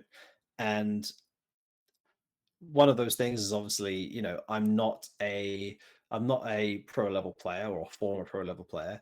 I'm not, you know, I'm not someone who's actively playing like FPL and NA Faceit and, you know, is able to like find all these young talents sort of, you know, before they're coming through the pipeline, so to speak. You know, I've always wanted to have like someone on the team who is like doing that. And, you know, for a while we had James IRL, and he, you know, he actively played a lot of Faceit, and he's a good level player and was able to sit there and, you know, monitor the kind of players that were coming through and, you know, have that kind of person who was sort of on the inside, so to speak. Right now we don't have that, and that is, you know, something that I'd like to have again. But again, you know, whether that comes from like the head coach or whether it comes from an assistant coach or something else, or, you know, like whatever the hell Overdrive is doing at Spirit seems to work great. He just seems to be loosely affiliated with the team and seems to be somewhat responsible for playing Face It and finding young talents and bringing them into their academy rosters, and that seems to be working fantastically, right? So that would be great to have in the long run, for sure. I'd love that. So when Rush signs for Complexity, do I get a finder's fee or anything? After this little whip round, this little whip round I did of why you should sign him. Is that something that's on the table? You think? I cannot confirm or The only thing deny. I listen, you've It been a good it major. wasn't budgeted for. The only thing I want is can I get a Rush Complexity jersey if he signs as coach? That's all I really want. If Rush signs as coach, I will personally pay for your Rush Complexity jersey. Okay, cool. And if Alternatively, you can go to shop.col.gg and you can just buy your own. yeah, I could do that too. Yeah, it's That or goes, that like goes, that goes, that goes to anyone else as well. that goes to anyone else as well. If you want to help manifest the Rush joint Complexity, go buy a Complexity jersey. You know what I Or should do? I should get like a big QR code behind me that just has that'd be like the shop. that'd be wicked smart. That would make Jason very happy, I think. It would. You do all this these podcasts and stuff, and you're actively selling, doing little side sales. Yeah, Always trying. Always trying. always Doesn't trying. work. And it doesn't work all the time, but I'm always trying. He's always trying. Is the Complexity podcast still the Untitled Complexity podcast with messioso? It is. It was meant to happen yesterday, but I was feeling a little bit under the weather. I think I'm going to do it tomorrow after our match against Heroic. I appreciate you I don't know coming. when you're. I don't know when you're publishing this, so I have no idea what this is going to make any sense to anyone. My ethos for content creation is I always try to keep it simple. So because I don't have any editing skills, so then I can just publish it, put it out into the ether as like an unbroken chain of just unbroken Yeah. chain of thought, unbroken video file because I don't have the skills to pay the bills when it comes to video editing or anything. Makes sense. Yeah. So is it just the Untitled Complexity Podcast? Is that now like the real official name? Are we still looking? No, I think it has become the real name. But yeah, the Untitled CS show is basically yeah, I mean I couldn't come up with a name for it. I got one good idea from I think it was actually Thorin who gave me the idea. It was like something along the lines of like the whole like bring me the pistols thing that Jason said back in the day. But like bring me the podcast or something along those lines. But I could never quite put it like together, you know. I was I a couldn't big quite fan of telegrams, telegrams. because your name's Graham. Yeah, but that's not how. No, I know American people say Graham and they just forget the middle bit, but like it is Graham, you know. Graham. I know you guys have graham crackers, which is like where's the H and where's the other A, you know, like it's not a you thing, it's an American thing. Telegram. Like, that the amount of people I hear like whenever I check into a hotel, like, hi Graham, I'm like, sorry, what did you say? It actually annoys me more than like one of the ones that I get a lot in like Europe, especially like kind of Netherlands, Germany kind of ways. They say Graham. Like they do they do Graham and then they do ham because that's like the logical way for them to split the syllables up in their language. And that one I've gotten used to, but like the Graham thing just it doesn't work with me. Sorry. I'm a victim of bullying, as you know. At every big HLTV, it's an HLTV coverage. Why did I laugh? Why did you I'm laugh? to bully and I just smile. It's like Enjoys a bit of bullying on the side. I'm surrounded by like Roddick, Bircho, and Nero, and they just laugh at my Americanisms. Graham and Graham. Oh, Grim, yeah. Graham, I remember someone said like, I'm not sure if he wants Graham, if he wants you, or if he wants Grim. I'm like, I'm sure it's probably Grim, but we'll figure it out. Yeah, it's not the worst. It's not the worst thing. It's not the worst problem to have. At least I get some level of attention. Moving on to one of our other topics. This one's a bit long in the tooth now, and this is just a testament to how long to how long it's been since I've done one of these episodes. Is right before Frag 19, we saw Exotic come on to NRG replacing OC. So yep. The first thing on that is, of course, the addition of Exotic, which was a real shock to I think a lot of us because that's a player who has essentially been retired for 2 years. Massive gamble from NRG. Bringing in a player, one who had never been on a LAN, had never shown his face in person before, had numerous, integrity concerns in the past, and was a LAN dodger. Were you surprised to see NRG go down that road and take such a huge gamble when rebuilding post major? Yes. But maybe not for the same reasons. Like I wasn't I, for me, like I thought when they removed like OC and who's the other guy the fuck Hex. they removed? Hex. Yeah. But they removed them. Like I honestly thought like obviously they've already got pro. I figured they were bringing in at least one European. Like I thought that was the next step for them would be like hey, like we're this close. They went 2-3 in the first stage of the major. We're this close. What we need now is one more super high quality player. Bring in another European, and let's like go for it. And I was shocked that I mean I heard whether that's legit or not. Like I heard that's what they were trying to do at least. I also heard at one point they were maybe getting a Brazilian player to come in as well. So I was more shocked because it wasn't what I was hearing until the very last minute. Like then I heard like they're getting casted in Exotic. I was confused to be honest. But yeah, I think I said this earlier before. Like I think people do deserve a second chance, and it has been quite a significant period of time since Zodic had those issues. If my understanding it, like some of it was like 2018, right? Like it was early Yeah, early days, 2018, right? 2019, early So 2020. yeah, and people mature as a kid. He was a kid back then, right? He was like 17, 18. Like what's he now? Like 23, 24. 23, Yeah, 22, he's 20, 24, 20, yeah. 20, 24 years old. Like the difference in maturity between like a 17-year-old or 16, 18-year-old and a 24-year-old is huge.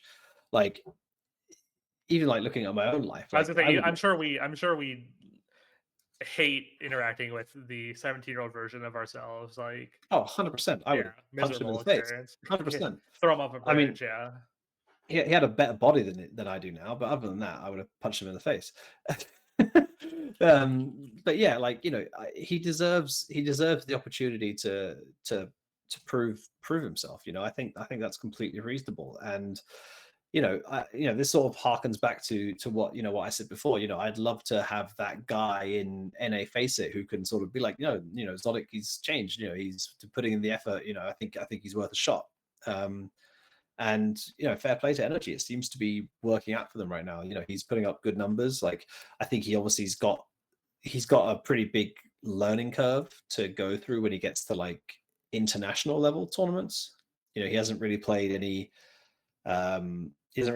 what I'd call like higher quality opposition. He's played Wildcard, he's played MAD, he's played Blue Jays, but they're kind of like that same kind of top of North America level. Like he hasn't played any international teams yet. And I think his first events for that, well, tomorrow he'll get to play Vitality. So welcome Zaiwu. Yeah, welcome to That'll be fun. But like, I won't count that as like, if he doesn't play well tomorrow against Zaiwu, I think we'll give him a break.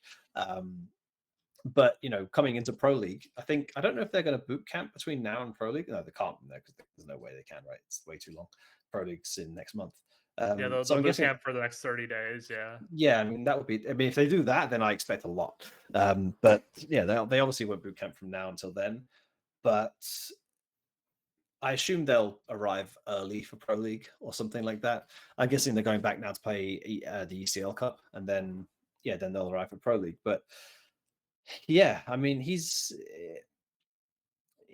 doing what most top tier North American AWPers do, which is dominate North American Counter-Strike.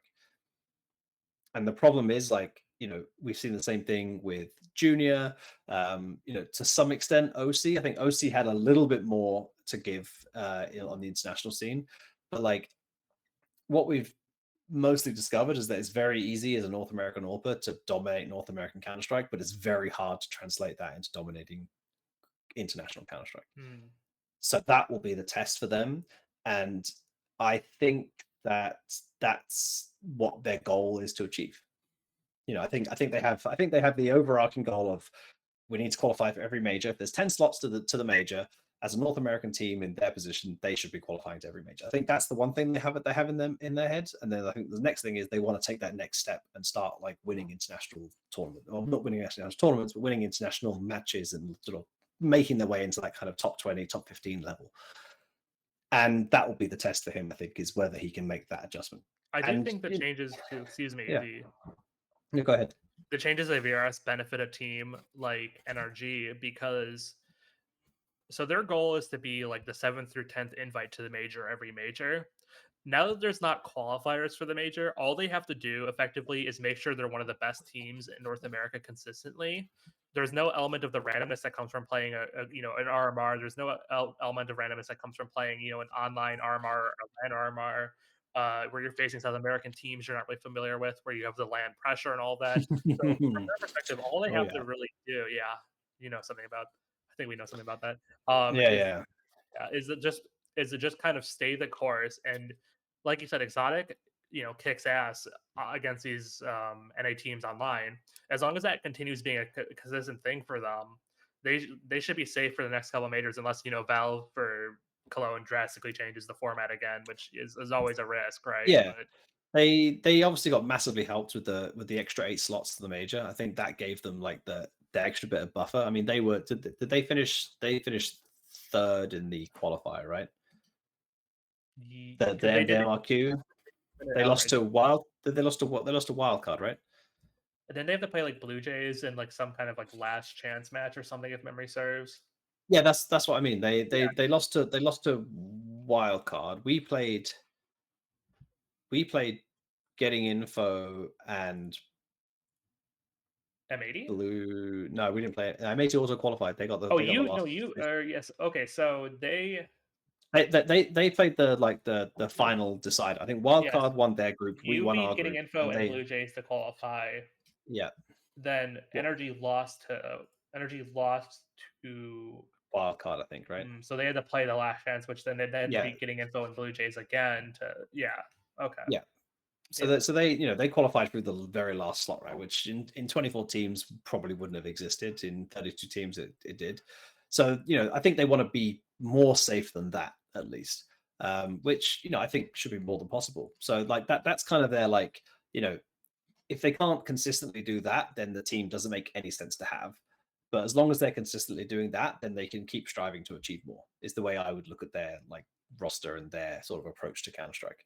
And I do think having NRG qualifying to majors is a net positive for the NA scene overall, because they're an org that is big enough to put these guys on decent salaries, to invest when they can, and all that stuff. Like, it's good. I think it's good.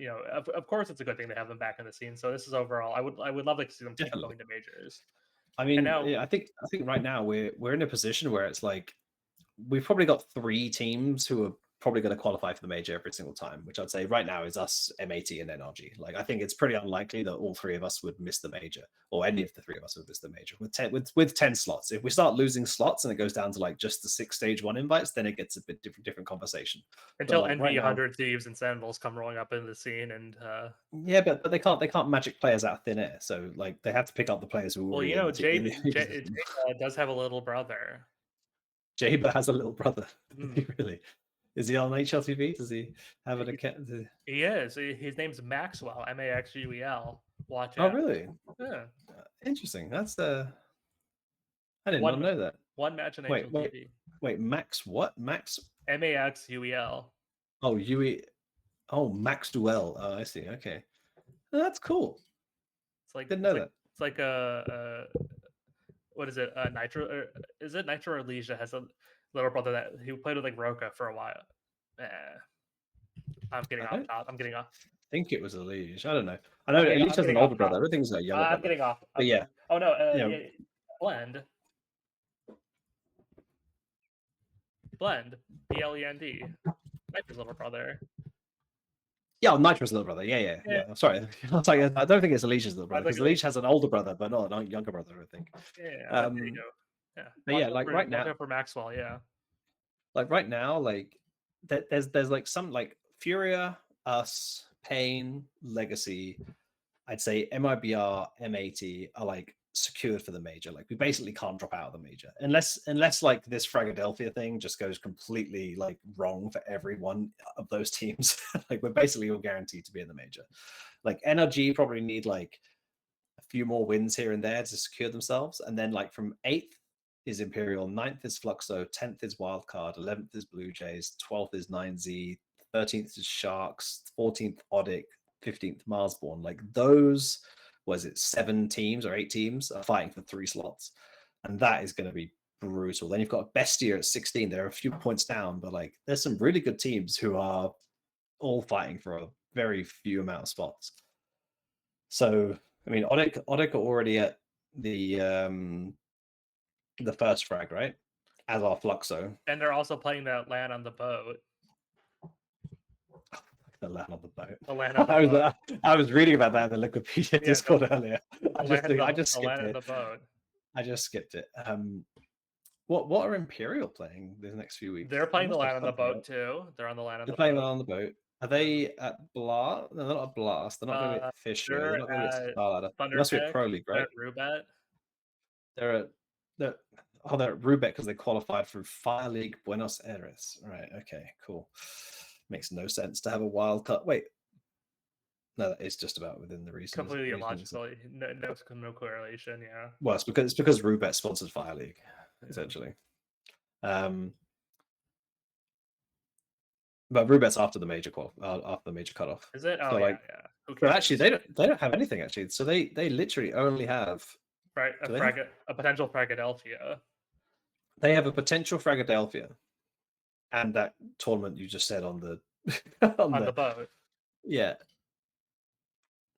The interesting thing about the LAN on the boat though is it's Imperial, Sharks, Odic, and Redkinids. So it's like it's the 4 teams who are like on the cusp, and that's a $43,000 event. So like there's some that'll be worth quite a bit. That's going to be an interesting. There's some sauce there, but the problem is it's double elimination too. So yeah, it's only 4 teams though. So the max wins is what, 3? Yeah. Which I mean, every little bit helps, but they probably are all keen to go to Frag. I mean, Sharks went to Frag 18 and Frag Vegas, so they're familiar with Frag and they want to go. Yeah, you just have to wonder at some point. Like, this is the really interesting thing about the ecosystem now. Is like when in the partnership era and also before that, TOs paid you to go to events. Now you're getting into this position where you are having to pay to go to multiple events, and those costs add up really quickly. Like for a Brazilian team to go to like a frag, like I imagine the flights alone probably put them at like close to 10K. Oh yeah, potentially. At least I would say probably at least like 6 on the low end, 10 on the higher end. If you're bringing a exactly, yeah, like that is not cheap. Like that is like that amount of money. Like if it's not in your budget to begin with, like that's a serious amount of money, and like to suddenly start doing that like 2 or 3 times within a few months, and we're facing the same thing as well. We're going to Draculan in Romania. It's shockingly, surprisingly cheap for us. Actually, came in way under budget compared to what I expected. Then if we go to a frag and then another frag and whatever, all of that money is essentially unbudgeted. Like we have not budgeted to pay money to attend events like that, right? Like that money is essentially coming from like what would be the boot camp fund. We do budget for like travel and logistics and boot camps before events, but like we certainly don't budget for events like that. We have that's a very old-fashioned thing to do.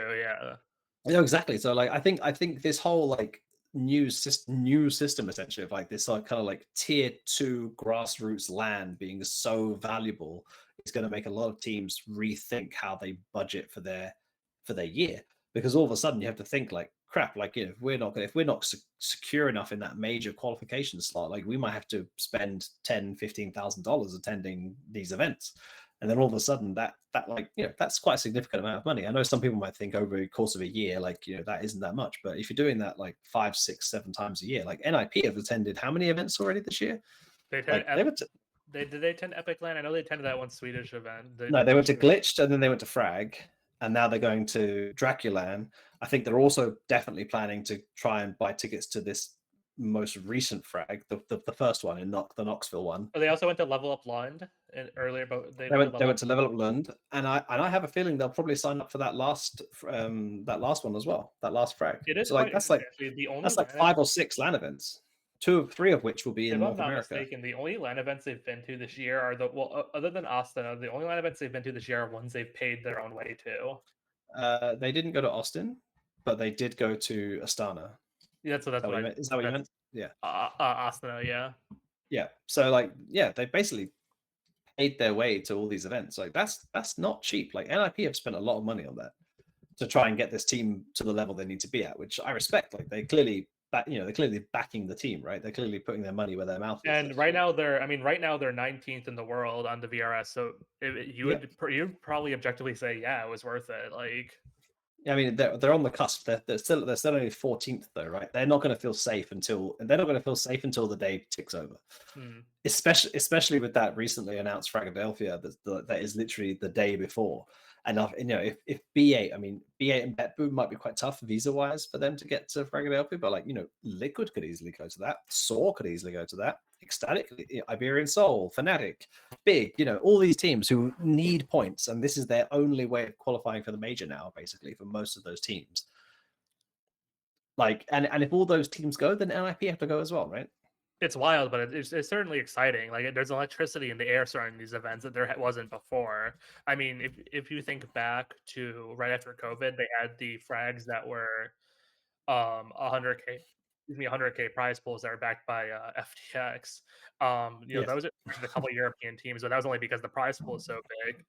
But now, like this is a completely new thing where teams are going for VRS points, and I think it's quite exciting, and I think it will be something that other TOs around the world will start to emulate. I know apparently in Brazil, tons of lands in Europe right now that are just popping up out of nowhere, open signups. Some people are doing paid open signups for online qualifiers. Have you seen that? Oh, that one Polish event? I don't like that. That's kind of wild, I think. Paying to play like an online qualifier to a LAN event. Probably an unranked qualifier too. Yeah, I haven't even considered that actually. Yeah, maybe. And so if you don't make the qualifier, you just gave them $200 for no reason. Yeah.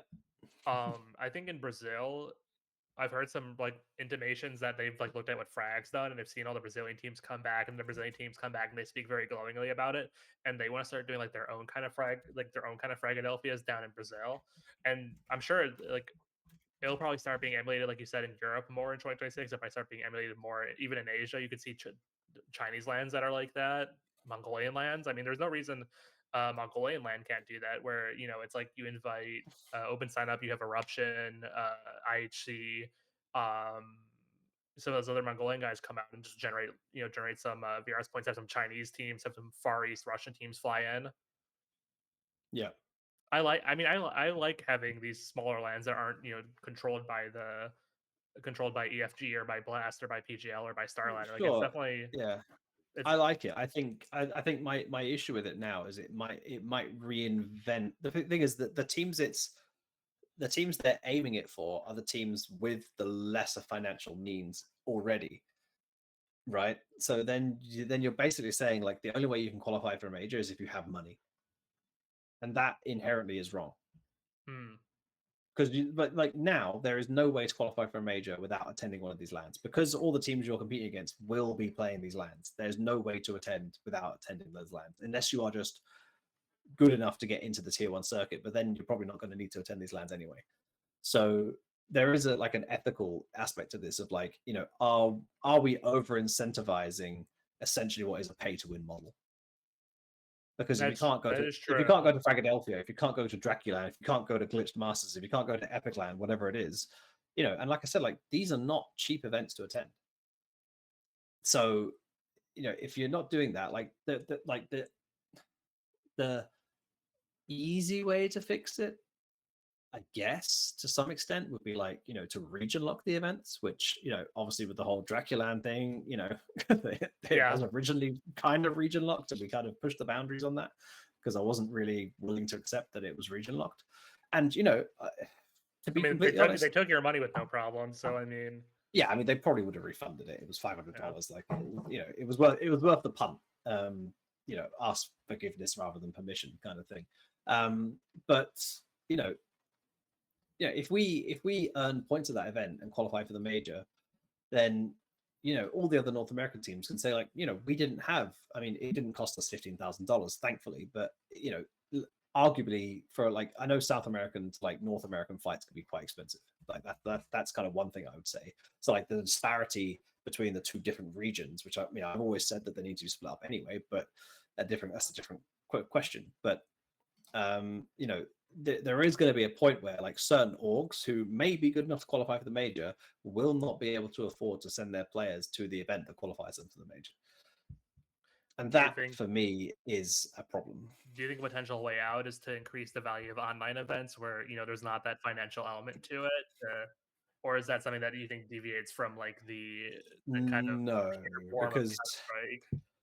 I think if you do that, then Europe on a global scale, if you increase the value of online CS, Europe on a global scale will just dominate beyond all measure. Like, the only thing that's holding Europe back right now from completely dominating the landscape, like, the amount of CCTs and all these other events they would just have the volume to just, like every single team, apart from, like, a Tyloo or a Furia, who manages to have, like, some really good, like, run of events and manages to sustain themselves. Like, the top 30 teams would all be European, because there would just be so much value within their ecosystem that it would be impossible. Because the thing is, like, even if you increase the value of online events, if the teams don't have any value in themselves, then you're playing for nothing, right? Like, a match between two European teams is just worth more than a match between two North American teams. If you increase the volume and increase the value of that, it's not really going to work that well for the non-European teams, sadly. So it's a tough one, because incentivizing LAN events is good, but when there's this very clear kind of gold rush situation where it's like, the best way to qualify for the major is to just attend as many events as possible, then that is going to be the metric with which teams qualify for the major, is that attending as many events as possible. Get 2 wins there, 1 win here, 3 wins there. It's not going to be about if you're the best team, because you don't have to be the best team. You just have to win enough matches. But isn't the teams that qualify to the major the teams that anyways win the most matches? Not if their matches are just worth more because they play them on LAN, and the only way they can attend that LAN event is by having more money. At least, yeah, it's definitely like it definitely is like the natural endpoint of Valve's sort of libertarian streak when it comes to how they want to run their circuit. I guess it's something they kind of have to monitor. Overall, though, would you say, sort of to close out this topic, do you think it's a net positive or a net positive, or what are your thoughts, like, in summation about the kind of gold rush we're in right now? I think it's a net positive, because it's good to support local tournament organizers, and it's good to have local tournament organizers. It's good to have grassroots Counter-Strike. When it becomes a problem is when those grassroots events just become the secondary circuit, but they're pay to win. And once that becomes the norm, which, I have a feeling this frag block 2, which is, great for Fragadelphia, they're going to get really good teams going to that event. That is no longer going to be grassroots Counter-Strike. And that is where I sort of begin to, in my mind, sort of draw the line on whether that's, like, an overall good thing for the ecosystem, or whether it's just, Fragadelphia rightfully capitalizing on, sort of their position that they can run a LAN event the day before the cutoff. Like, I'm sure that's going to be a profitable endeavor, and ultimately businesses are about making profit, so I don't envy them for that. But it's going to be a pretty sharp pivot from what is, typically a grassroots aimed at event, towards what is then going to become essentially the requirement to qualify for the major. I guess you could say, sorry. Yeah. No, it's fine. If you were kind of like looking at it, perhaps part of the problem is that we don't have events like ESL Challenger LANs anymore. Those are those LANs where they would pay for teams to come from, like, open qualifiers or from the tier 2 VRS don't exist anymore. And because of that, like those are the kind of events where you'd earn those LAN points, but you'd also have a TO providing your accommodation, your flights, Yes, definitely. your per diem, your food, and all that. Because ESL isn't running those events anymore, we're sort of missing that part of our circuit. 100%. Yeah. And but at the same time, you would say, oh well, someone might step up to replace that. But I would say ESL is the only company that's big enough to have ever run those kind of tier 2 smaller events. And I don't see someone like PJL, Blast, StarLadder stepping in to No, run those events where, oh, we're inviting lesser teams who are still paying them like they were a tier 1 team to come to our event in terms of like the accommodation. And yeah, that's sort of a change because of, well, one, just economics, and two, because of the VRS changes. So that might need to be something that they find a way to get back in, but at the same time, running those events, helping teams get to the major doesn't really help ESL in any way. So I don't see it. It's a highly incentivized event for a team, but it's not really for like a TO to do that anymore. no, definitely not incentivized. I'm pretty sure ESL lost a lot of money on most of those events. Oh, I'm sure and they started transitioning them to where it was all like a side event of like the expo, or it was at their Katowice studio. Like they weren't like standalone events, right? And yeah, I think that they likely lost a lot of money on that. I think the incentive to do that kind of grassroots event for them was pretty low at this point. But yeah, I mean that could just be a general like ESL trying to sort of streamline their business and cut costs overall. So I don't think it's necessarily what they wanted to do, but I think it was something that was necessary for their business. But yeah, I think what is going to I think what will be eventually be necessary is that there's going to need to be more regulations on open sign up events within the TOR, because like it shouldn't be possible to like spawn up a LAN event within 2 weeks that can drastically alter the qualification for the major and have it be essentially pay to win. Because obviously if it was an event, so in the tour, it's what, only 2 or 3 weeks in advance for the additional info for 2 weeks, 2 weeks, whereas an online tier 2 event is 2 or 3 months. No, it doesn't matter if it's online. The only thing that matters is if you invite invites. Excuse me. Yeah, you're right. So it's specifically like the open signups, and like people have theoretized what could happen. Like there's a number of issues actually, and like we are somewhat benefiting from that at Draculan, where you can seed teams with VRS into later stages of the tournament. So we're going to be the second seed at Draculan, so we're getting seeded straight into the main event, whereas like NRG are going to be in the open stage, basically like the first stage. But what that means is that you can technically run a $1 million tier 2 event with 2 weeks notice, fully open sign up, have the best 8 teams in the world sign up, you seed them directly to the main event, and then all the other teams play in the open qualifier. And then you're just running a tier 1 event with 2 weeks notice on open signups, and you're seeding the best teams. You could seed Spirit, Mnmzzz, Vitality. If they sign up, you'd seed them straight into the final stage. And then the whole TOR just completely unravels because it defeats. I mean, of course, you would need $1 million before you would need $1 million. You would need $1 million. But my point is that it completely, like, allowing that specific part of it completely undermines the rest of the ecosystem, because it allows you to spawn events whenever you want to, as long as you don't invite them. As long as you pre-seed the teams, they basically get the invite, right? They get the invite to the final stage, and you don't have to worry about any of the other aspects of the TOR. So there's some gaping holes that need to be fixed, and I think this kind of gold rush aspect of things may be the catalyst to begin to look at that. I mean, Valve may look at this and be like, hey, this is a net positive, like more Counter-Strike is good. But, I think it goes against what they generally believe, is that like 5 guys can just qualify for the major. Because if it's 5 guys who have no financial backing, then 5 guys can't qualify for the major, right? And I think they've always sort of wanted, like, Premier, it matches the major, like in terms of like rule set and everything else, whereas like like ESL and Blast and PGL, they have like different rule sets and they have different server configs like that change certain elements of the game.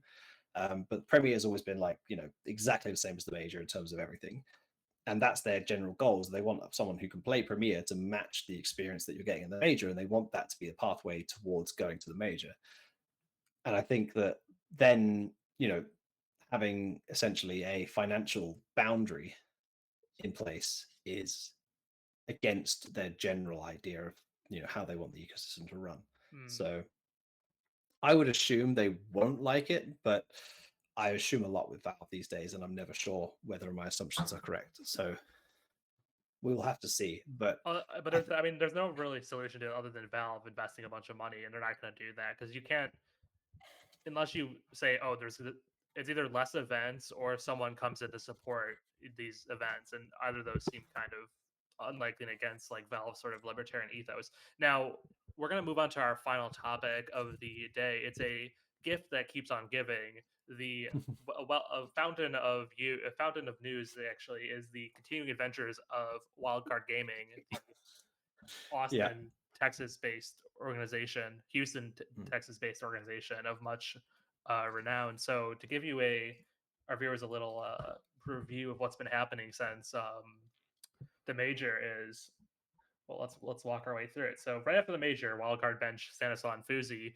shocking many, and then they signed Peeping, shocking no one, and signed Friend, shocking many. They benched us to many people's surprise. They bring Stanislaw back completely randomly, and now we're probably looking at Sonic leaving the roster. He said on HLTV interviews, he said pretty publicly, like, hey, I'm just here to help him hold your core, and then I'm out. So that's 3-4 of your iconic players leaving the roster in the span of 2 months. As a manager yourself, can you take a punt on what the hell do you think happened here? Like, I think of course, I have some level of inside information. You have some level of inside information, but it seems like there's multiple different people making decisions here, and it's all very strange. Yeah, I mean, definitely very strange. As you say, I do have probably more information than I'm willing to share because it's not really my place to share it. But I think a lot of this stems back to essentially their roster composition, right? They had Sonic, they had 2 European players. They knew for a few months that would compromise them qualifying for the major. And ultimately they made the decision to bring in Stu. Well, someone made the decision to bring in Stu TK. I don't know who that person is. I truly don't know who that person is. Like, I don't know. But my understanding is at least it wasn't the players, or was certainly the majority of the players. Whether it was one player or not, I don't know. And certainly some of the decision making around that process seems to have broken a lot of the trust between the players and the management.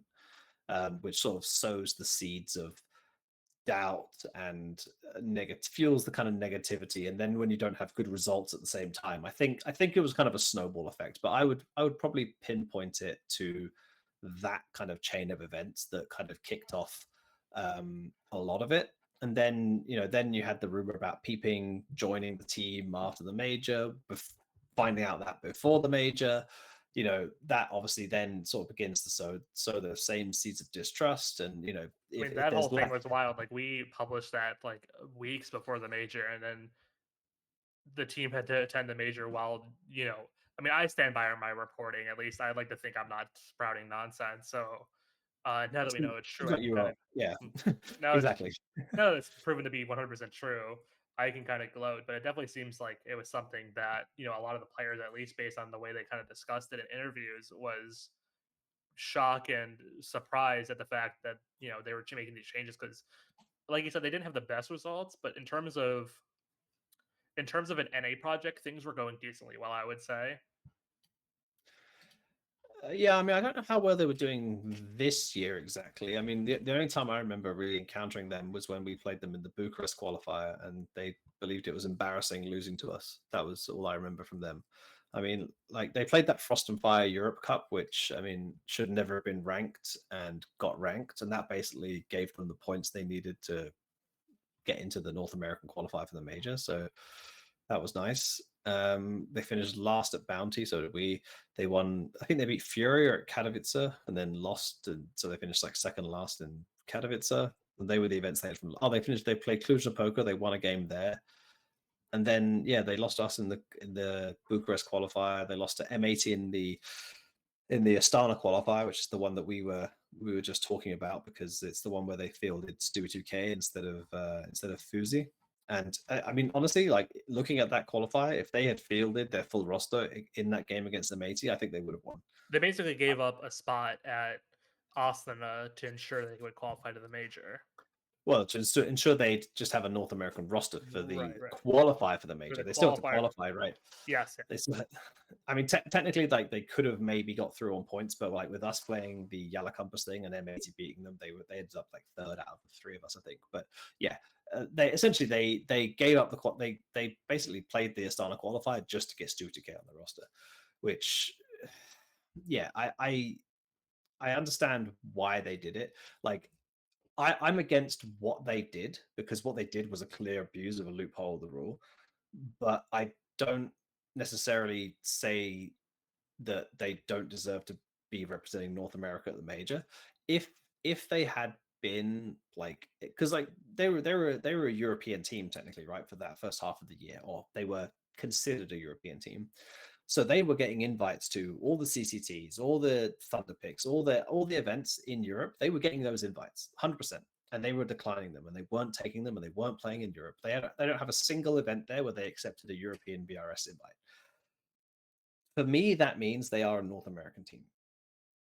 So I understand why they did what they did, and I don't necessarily hold it against them. What they did was wrong. Like the whole loophole thing, like that should never have been. They should never have been able to do that. Like that was wrong. But I don't hold it against them because like I did consider them a North American team, and they didn't abuse the fact that they could have played European tournaments to bump their ranking up, for example. So And yeah, yeah, and I think it was fine, I think but Valve obviously realized something was wrong there when they made the change, the region changes, and the well, South they made it. African Well, they made change. it twice, right? They fixed it and then they patched it a second time. They're like, yeah, we Yeah. fucked up. Oops. Like, Yeah. So like I think it's just one of those things where it's like it was obviously unfortunate the way things had to go.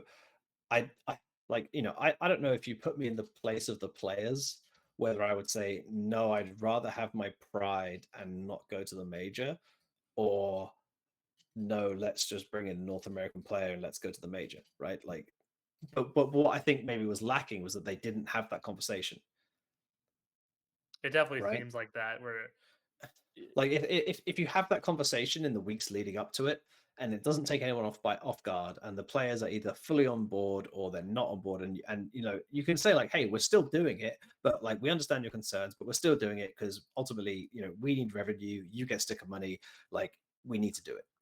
Like you it's get a to go to business, that major, which is a yeah, big it's a deal. Yeah. business decision. It's happening, but like at least then you've spoken to the players and you've understood their thoughts and their feelings. They feel heard and they can understand the reasons why. But the way I understand it is they basically turned up one day and Stu was there and it was happening.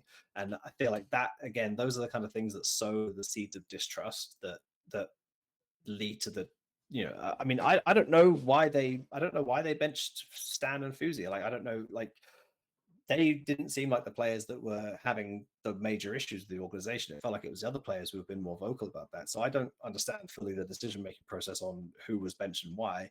Like that's sort of out of my level of knowledge. But certainly there was a certain level of discontent within the roster, whether it was individual players or the roster as a whole. And yeah, it definitely felt like there was changes brewing when you saw them at the major, and the way they were speaking and everything else. So It a yeah, team I feel doesn't like need it. to be Yeah, a it team wasn't doesn't need to be necessarily. run. Sorry, go ahead. Yeah, sorry, mate. Yeah, a team doesn't need to be like democratic. It's still a business, but it doesn't also need to be run like a high school, like a clique. Because you can definitely see like there was like a Stanislaw and Vince clique, and then like a Swedish clique, and then Sonic it was on his own, and Jaba was just happy to be there, and then you have management kind of doing their own thing, and I think that's kind of why we've seen like so many players go and then come back, and then revisiting certain ideas like Stanislaw coming back is that like at least the way I see it, is you have like the Stanislaw and Vince group who were probably more on board with the Fuzi thing because they were the captain and the coach. Then you have the Fuzi and Sus who wanted to keep playing with each other because they're the two Swedes. Then you have like the management who were probably more on Stanislaw's side because obviously the management wants to go to the major.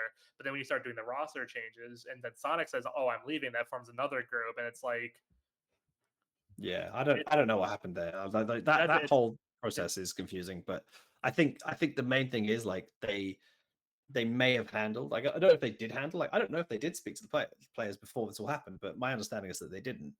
And I think that if they'd handled the initial phases of that situation better, they may have had a more sort of cohesive unit to work with down the line, which may have made this whole sort of summer and things a bit easier to navigate.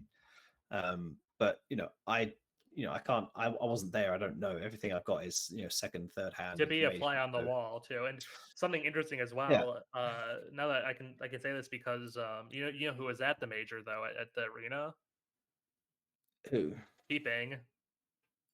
Oh, really? He was in their Oh, press. nice. They had a box. Which, if I was a player, like if I was one of those players who was sort of pissed off, but like Sonic, like he thought he was, at least we reported that Sonic was one of the players who might be replaced by Peeping, to go out of Yeah. the major like they did, and then to have fucking Peeping like in the press box with them, like that's awkward. that is awkward. I didn't know that at all. What did they? Were there current players there? At least some of them were. I don't know about the entire Okay. team, but I know like Jaba and Peeping were. So Oh, okay, interesting. I saw them pissing around the venue. Yeah, so like, okay, that's rough. First I've heard about that, but I mean, if a player has paid their own way to go to the major and reportedly had signed a contract with the team, I mean, it kind of makes sense. It makes sense. Like it's like you when a player signs, you bring him out to the facility. You Yeah. have rush science. You hang out with like Jerry Jones or whatever. Yeah. Well, especially if Wildcard are based out of Houston, like Houston to Austin, it's doable. It's not completely crazy, but I mean, maybe the optics of it. I mean, it makes sense. And maybe the optics of it were a bit like I was kind of like, huh, interesting. Like, yeah, I can see where it could be wrong. I think again, but a lot of these things can just be resolved with communication, right? To some degree. Like people aren't going to be happy if they know they're getting cut, but at least if you're open and honest about things, like then you can avoid certain conversations or interviews or whatever. I think a lot of problems with things like this stem from people's fragility, their ego, like the fear of the unknown. I feel like just having things out in the open, even if it's negative things, just having it out in the open, so like there's no secrets. People aren't sitting there thinking like, oh, I've heard this rumor that I'm getting cut and that pisses me off and I'm just going to be angry all fucking day. That kind of shit, just that festers. Whereas if like you've had a conversation where they said like, hey, we're looking at the roster changes or the roster composition for next year. Your region that you're from causes us issues. We may have to look at that. Just so we may be exploring other options. If you hear something, you can come talk to us and we can discuss it. But like, just want you to know that this is the situation. Then all of a sudden it becomes a lot easier to handle that because you're not asking questions in your head. You're not like constantly worrying or whatever. You may be thinking like, hey, I might get cut this year, but at least it feels like it's sort of on equal terms. So yeah, it's all it's all and again, I don't know if they have done that. I'm not saying that Wildcard have not done that. Like, I don't want to start like throwing, like I really want to be clear here. Like I don't want to allege anything that Wildcard have done that may be wrong or maybe might not how I would have done it. I'm just saying like if that's the way you handle things, then players will be more receptive to it. Like that's the way I would try and handle things. And the I'm not doing that. I'm completely. Well, hold on. Like it's a learning process that I've also learned through experience and things like that. So like I've been guilty of not doing things like that in the past, and it's something that I regret now. So it's an easy mistake to make, but it's one of those things that like will help long term, I think. And I guess in closing, the maybe most crazy thing about it all is so this has at least been going on for 3 months I would think since we published a report in May about Peeping joining the wildcards. I think that's probably one of the, or you could even say the Stewie playing in for Fuzi. That was in early May or late April. So this has been going on for at least 3 months, and I don't see this ending anytime soon because like we said, Sonic sounds like he's leaving this roster. Once Sonic leaves, they're going to lose the core, right, that they had of Sonic, Jaba, and Stanislaw. So that might Mhm. prompt them to make further changes to say, okay, we've already lost a bunch of VRS points. We're going to have to start from nowhere. So let's go ahead. I mean, there's still that rumor that they were looking at Brazilian players to pick up. Who knows if Stanislaw stays? Obviously, Stanislaw went to the bench once. There's no reason that he doesn't go to the bench again. Perhaps they replace PP or Friend down the line with MHL, who they got for their academy team. So you could totally see by the end of this year them having like 3 or 4 new players if they have to just rebuild their VRS core, which means that the kind of turnover in wildcard will just continue into, I could see it totally continuing for another couple months. Yeah, when you put it that way, it could be quite a long process to sort of refresh themselves. Yeah, look, losing Sonic would be an interesting one for sure. But not like not something they can't come back from, but it would be a setback, I think, for sure. But I think sometimes there's also, you have to put yourself in a position where you have to cut your losses and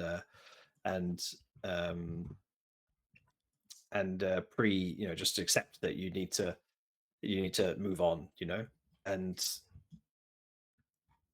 yeah, it's just like it's not an easy thing. If all of this was easy, everyone would do it, right? So it's one of those things where you're trying to figure out the puzzle and you've got multiple moving pieces and everyone has a different thought each day about how they want to do something and what they want to do and what their direction they feel their career is going to go in and all these different things. It can really it can really make things hard to put the pieces all together. But that's the challenge, and that's why I do it, at least. And then the final thing is Oh, okay. Vin's, their coach's contract expires in 4 months. I mean, that is news to me. He signed at the start of the year. He signed an extension that goes until the end of this year. Oh, is that public knowledge? That's public knowledge, yeah. Oh, okay. So, I mean, in that case, they need to make a decision whether Vince is the coach they want to work for long term. And then if that is the case, they kind of need to give him the keys to the kingdom, right? And then JBA and Stan's contract expires in June next year, so 10 months. Right. So I feel like you're trying to set me up here. No. I'm not implicating you in anything. I'm saying, like, I was saying, I feel like the maelstrom is going to keep churning for another couple of months, as we know Sonic's probably leaving, as we know Friend could be replaced potentially, and then as soon as let's say they replace those 2 players that come out on the other side of the problem, then you hit December and you have to re-sign with your coach or get a new coach. Then you go a couple another months until after Cologne. And then you have to potentially replace your IGL and one of your star riflers. So I'm saying, like, this could be a long-term problem. Whereas if, Fuzi and Susper are still here, perhaps JBA and Stanislaw and Vins would be more keen to just kind of re-sign with the org if they didn't do this whole Asuna thing, breaking everyone's trust. Yeah, I mean, they're gonna have some interesting conversations on their hands, because you've got to try and reconvince Stan to re-sign a contract potentially with them after benching him and whatever it all was. Obviously they know what went on between them, so I don't know. I can't speculate if it was good or bad. I found that whole situation very interesting, because Stan comes out like a week before he gets benched and says that he's actively looking at other options, and then is really confused when Wildcard look at other options by benching him. Like that whole that whole process timeline of events didn't really make sense to me, because like he came out proactively first and said, hey, I'm still contracted with Wildcard, but I'm looking at other options, and then gets benched and is devastated because he got benched because he was looking at other options. Like that doesn't they were on a break. Yeah. Well, yeah, it doesn't quite, like, that timeline of events doesn't quite work for me. Like something else has happened in there somewhere. Like something somewhere has gone weirdly wrong or something. But ultimately, again, only they know what happened between the 2 of them, so that's up to them to figure out. But ultimately, it's the magic of NA esports. Yeah, I mean, if they want to stay North American Counter-Strike, they need to get 3 North American players to re-sign with them. I assume they've got peeping locked down for longer than that period of time, so they need to look at Stan and JBA and decide if they're the future their North American team, or if they need to go out and find other North American players. And then they also need to figure out if those two are willing to re-sign with them. And I feel like I'm doing their job for them right now by saying all this. But I'm sure it's pretty obvious to them. So maybe they sign Rush as a coach. Maybe they steal Rush from Complexity right under his maybe. Maybe. But they also, if they've got their coach expiring in 4 months, then it's this point of do they if they don't want to re-sign him and he doesn't want to re-sign with them, then do they need to start looking at a new coach now in the immediacy so that they can bridge, because that's the coach that's going to be deciding whether they want to keep Stan and JBA, right? Like who has the keys to the kingdom? Who decides who's on the roster? And is that person in place and in power now? Or is that person need to be found? Is it Vince? Is it Stan? Are they getting re-signed? Like, there's so many different questions they need to ask themselves about. Like, if the contracts are the way you say they are, then they need to sort of make a commitment to one or the other and go with it, right? So it'll be interesting to see, if we see any contract re-signs or renewals or anything else in the next few months, or whether they're just going to run it all down and see what happens. So yeah, good luck to Wildcard. That's going to be a fun. That's going to be a challenge. It's going to be a fun challenge to overcome. Yeah, obstacle. I don't know what to call it, but a it's game of 52 card pickup. Yeah, I mean, I think it's one of those things where it's like those are the some of the toughest parts of the job, because you're dealing with real people's lives who want a job and want to pay bills, but maybe that's not with you anymore, and maybe you don't want them anymore, and it's a hard job because you're simultaneously dealing with like the human side of things, the business side of things, the performance side of things. There's so many different facets going into that decision making, going into those conversations, that it's a really it's a really tough part of the job, to be honest. Like, some of the hardest conversations I have to have is when we let people go, or we tell them that we're looking at other options for them and things like that. It's you at the end of the day, you are dealing with people's livelihoods, their careers, their bills to pay, etc. So and doing that on a scale of 5 different players, a coach, trying to balance that with performance, trying to balance that with fielding a roster that's eligible to compete in the tournaments you want to compete in. It's not an easy puzzle to put together. So I don't envy anyone that has to go through that on a sort of a larger scale than what I have to do. I try and minimize it as much as I can, so that I don't have multiple players wanting in or out, and we don't have multiple players expiring at the same time, so that it can be a more kind of measured approach. But if you've got things going on at all times all the time, then it's it's a stressful period, I'm sure, for them. 100%.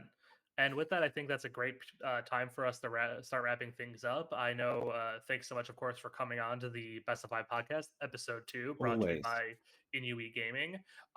You said we can catch you tomorrow on the Unnamed Complexity podcast. Where can we find that? Maybe if it's live tomorrow? I don't know. Is this going to be live before I go live? Otherwise, you might confuse people. That's a great question, actually. When are you going live tomorrow? Tell the fans. So our match is scheduled for 4:30 CEST, but it's a rolling schedule, and that is on the 8th of August. Just I'm going to put the actual date out there so people don't get confused by tomorrow, and then if you release this in 2 days, kind of fuck this one up a little bit. Yeah, 4:30 CEST is what it's scheduled for. It may start earlier, it may start later, and then after that, I'll go live with my show. Got a few things to cover, and mostly VRS related, and obviously we'll recap the results of our match against Heroic, who are using a sub, which is the most dangerous thing in esports, is a team without their full roster. Well, I don't think he's a sub anymore. You saw the news about them today, and I don't want to drag this back into conversation, but no, Scrub is a sub. Oh, Scra! I thought you were talking about.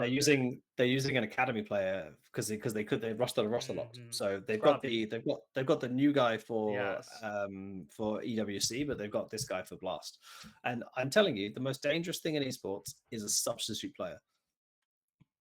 Okay, so this will be in a time zone that's relevant to Americans. This will be 12:30 Eastern time, taking on Heroic in the Blast Bounty 2025 Season 2. That doesn't sound right, Jeff. HLTV confirmed. Oh yeah, it's 18:30. Not. Sorry, yeah. Sorry, it's Yeah. 6:30 p.m. Eastern. No, sorry, So- for some reason I said it was 4:30. It's not. So in fact, I strong. Well, actually, you know what? I could put out the podcast at noon, and then you can do your little thing, and then it all makes sense. All right, there you go, guys. I'm going live in about 9 hours from now. Well, no, you're Well, no, not. because wait, hold on. No, because this podcast has been nearly 3 hours. So No, you're not going live in. Wait, hold on.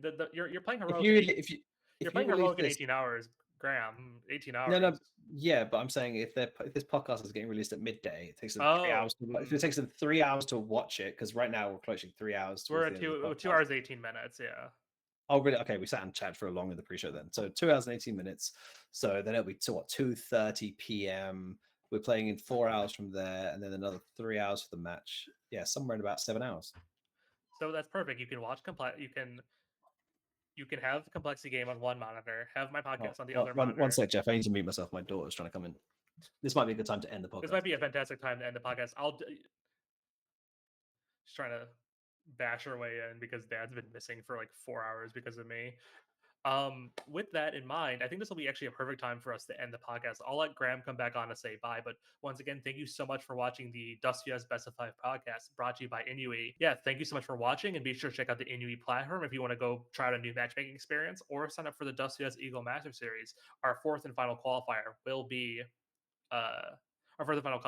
this weekend on the 11th, on the 9th, starting at 6 p.m. Eastern. So be sure to tune in to that if you want to qualify for our VRS rank $10,000 event. Thank you so much. I'll let Graham say goodbye, and we'll stop things right here. Say bye, Graham. Goodbye. Thank you. My daughter woke up from sleep, and she was very confused as to why I was making lots of noise in the office. Poor thing. And with that, thanks so much for watching.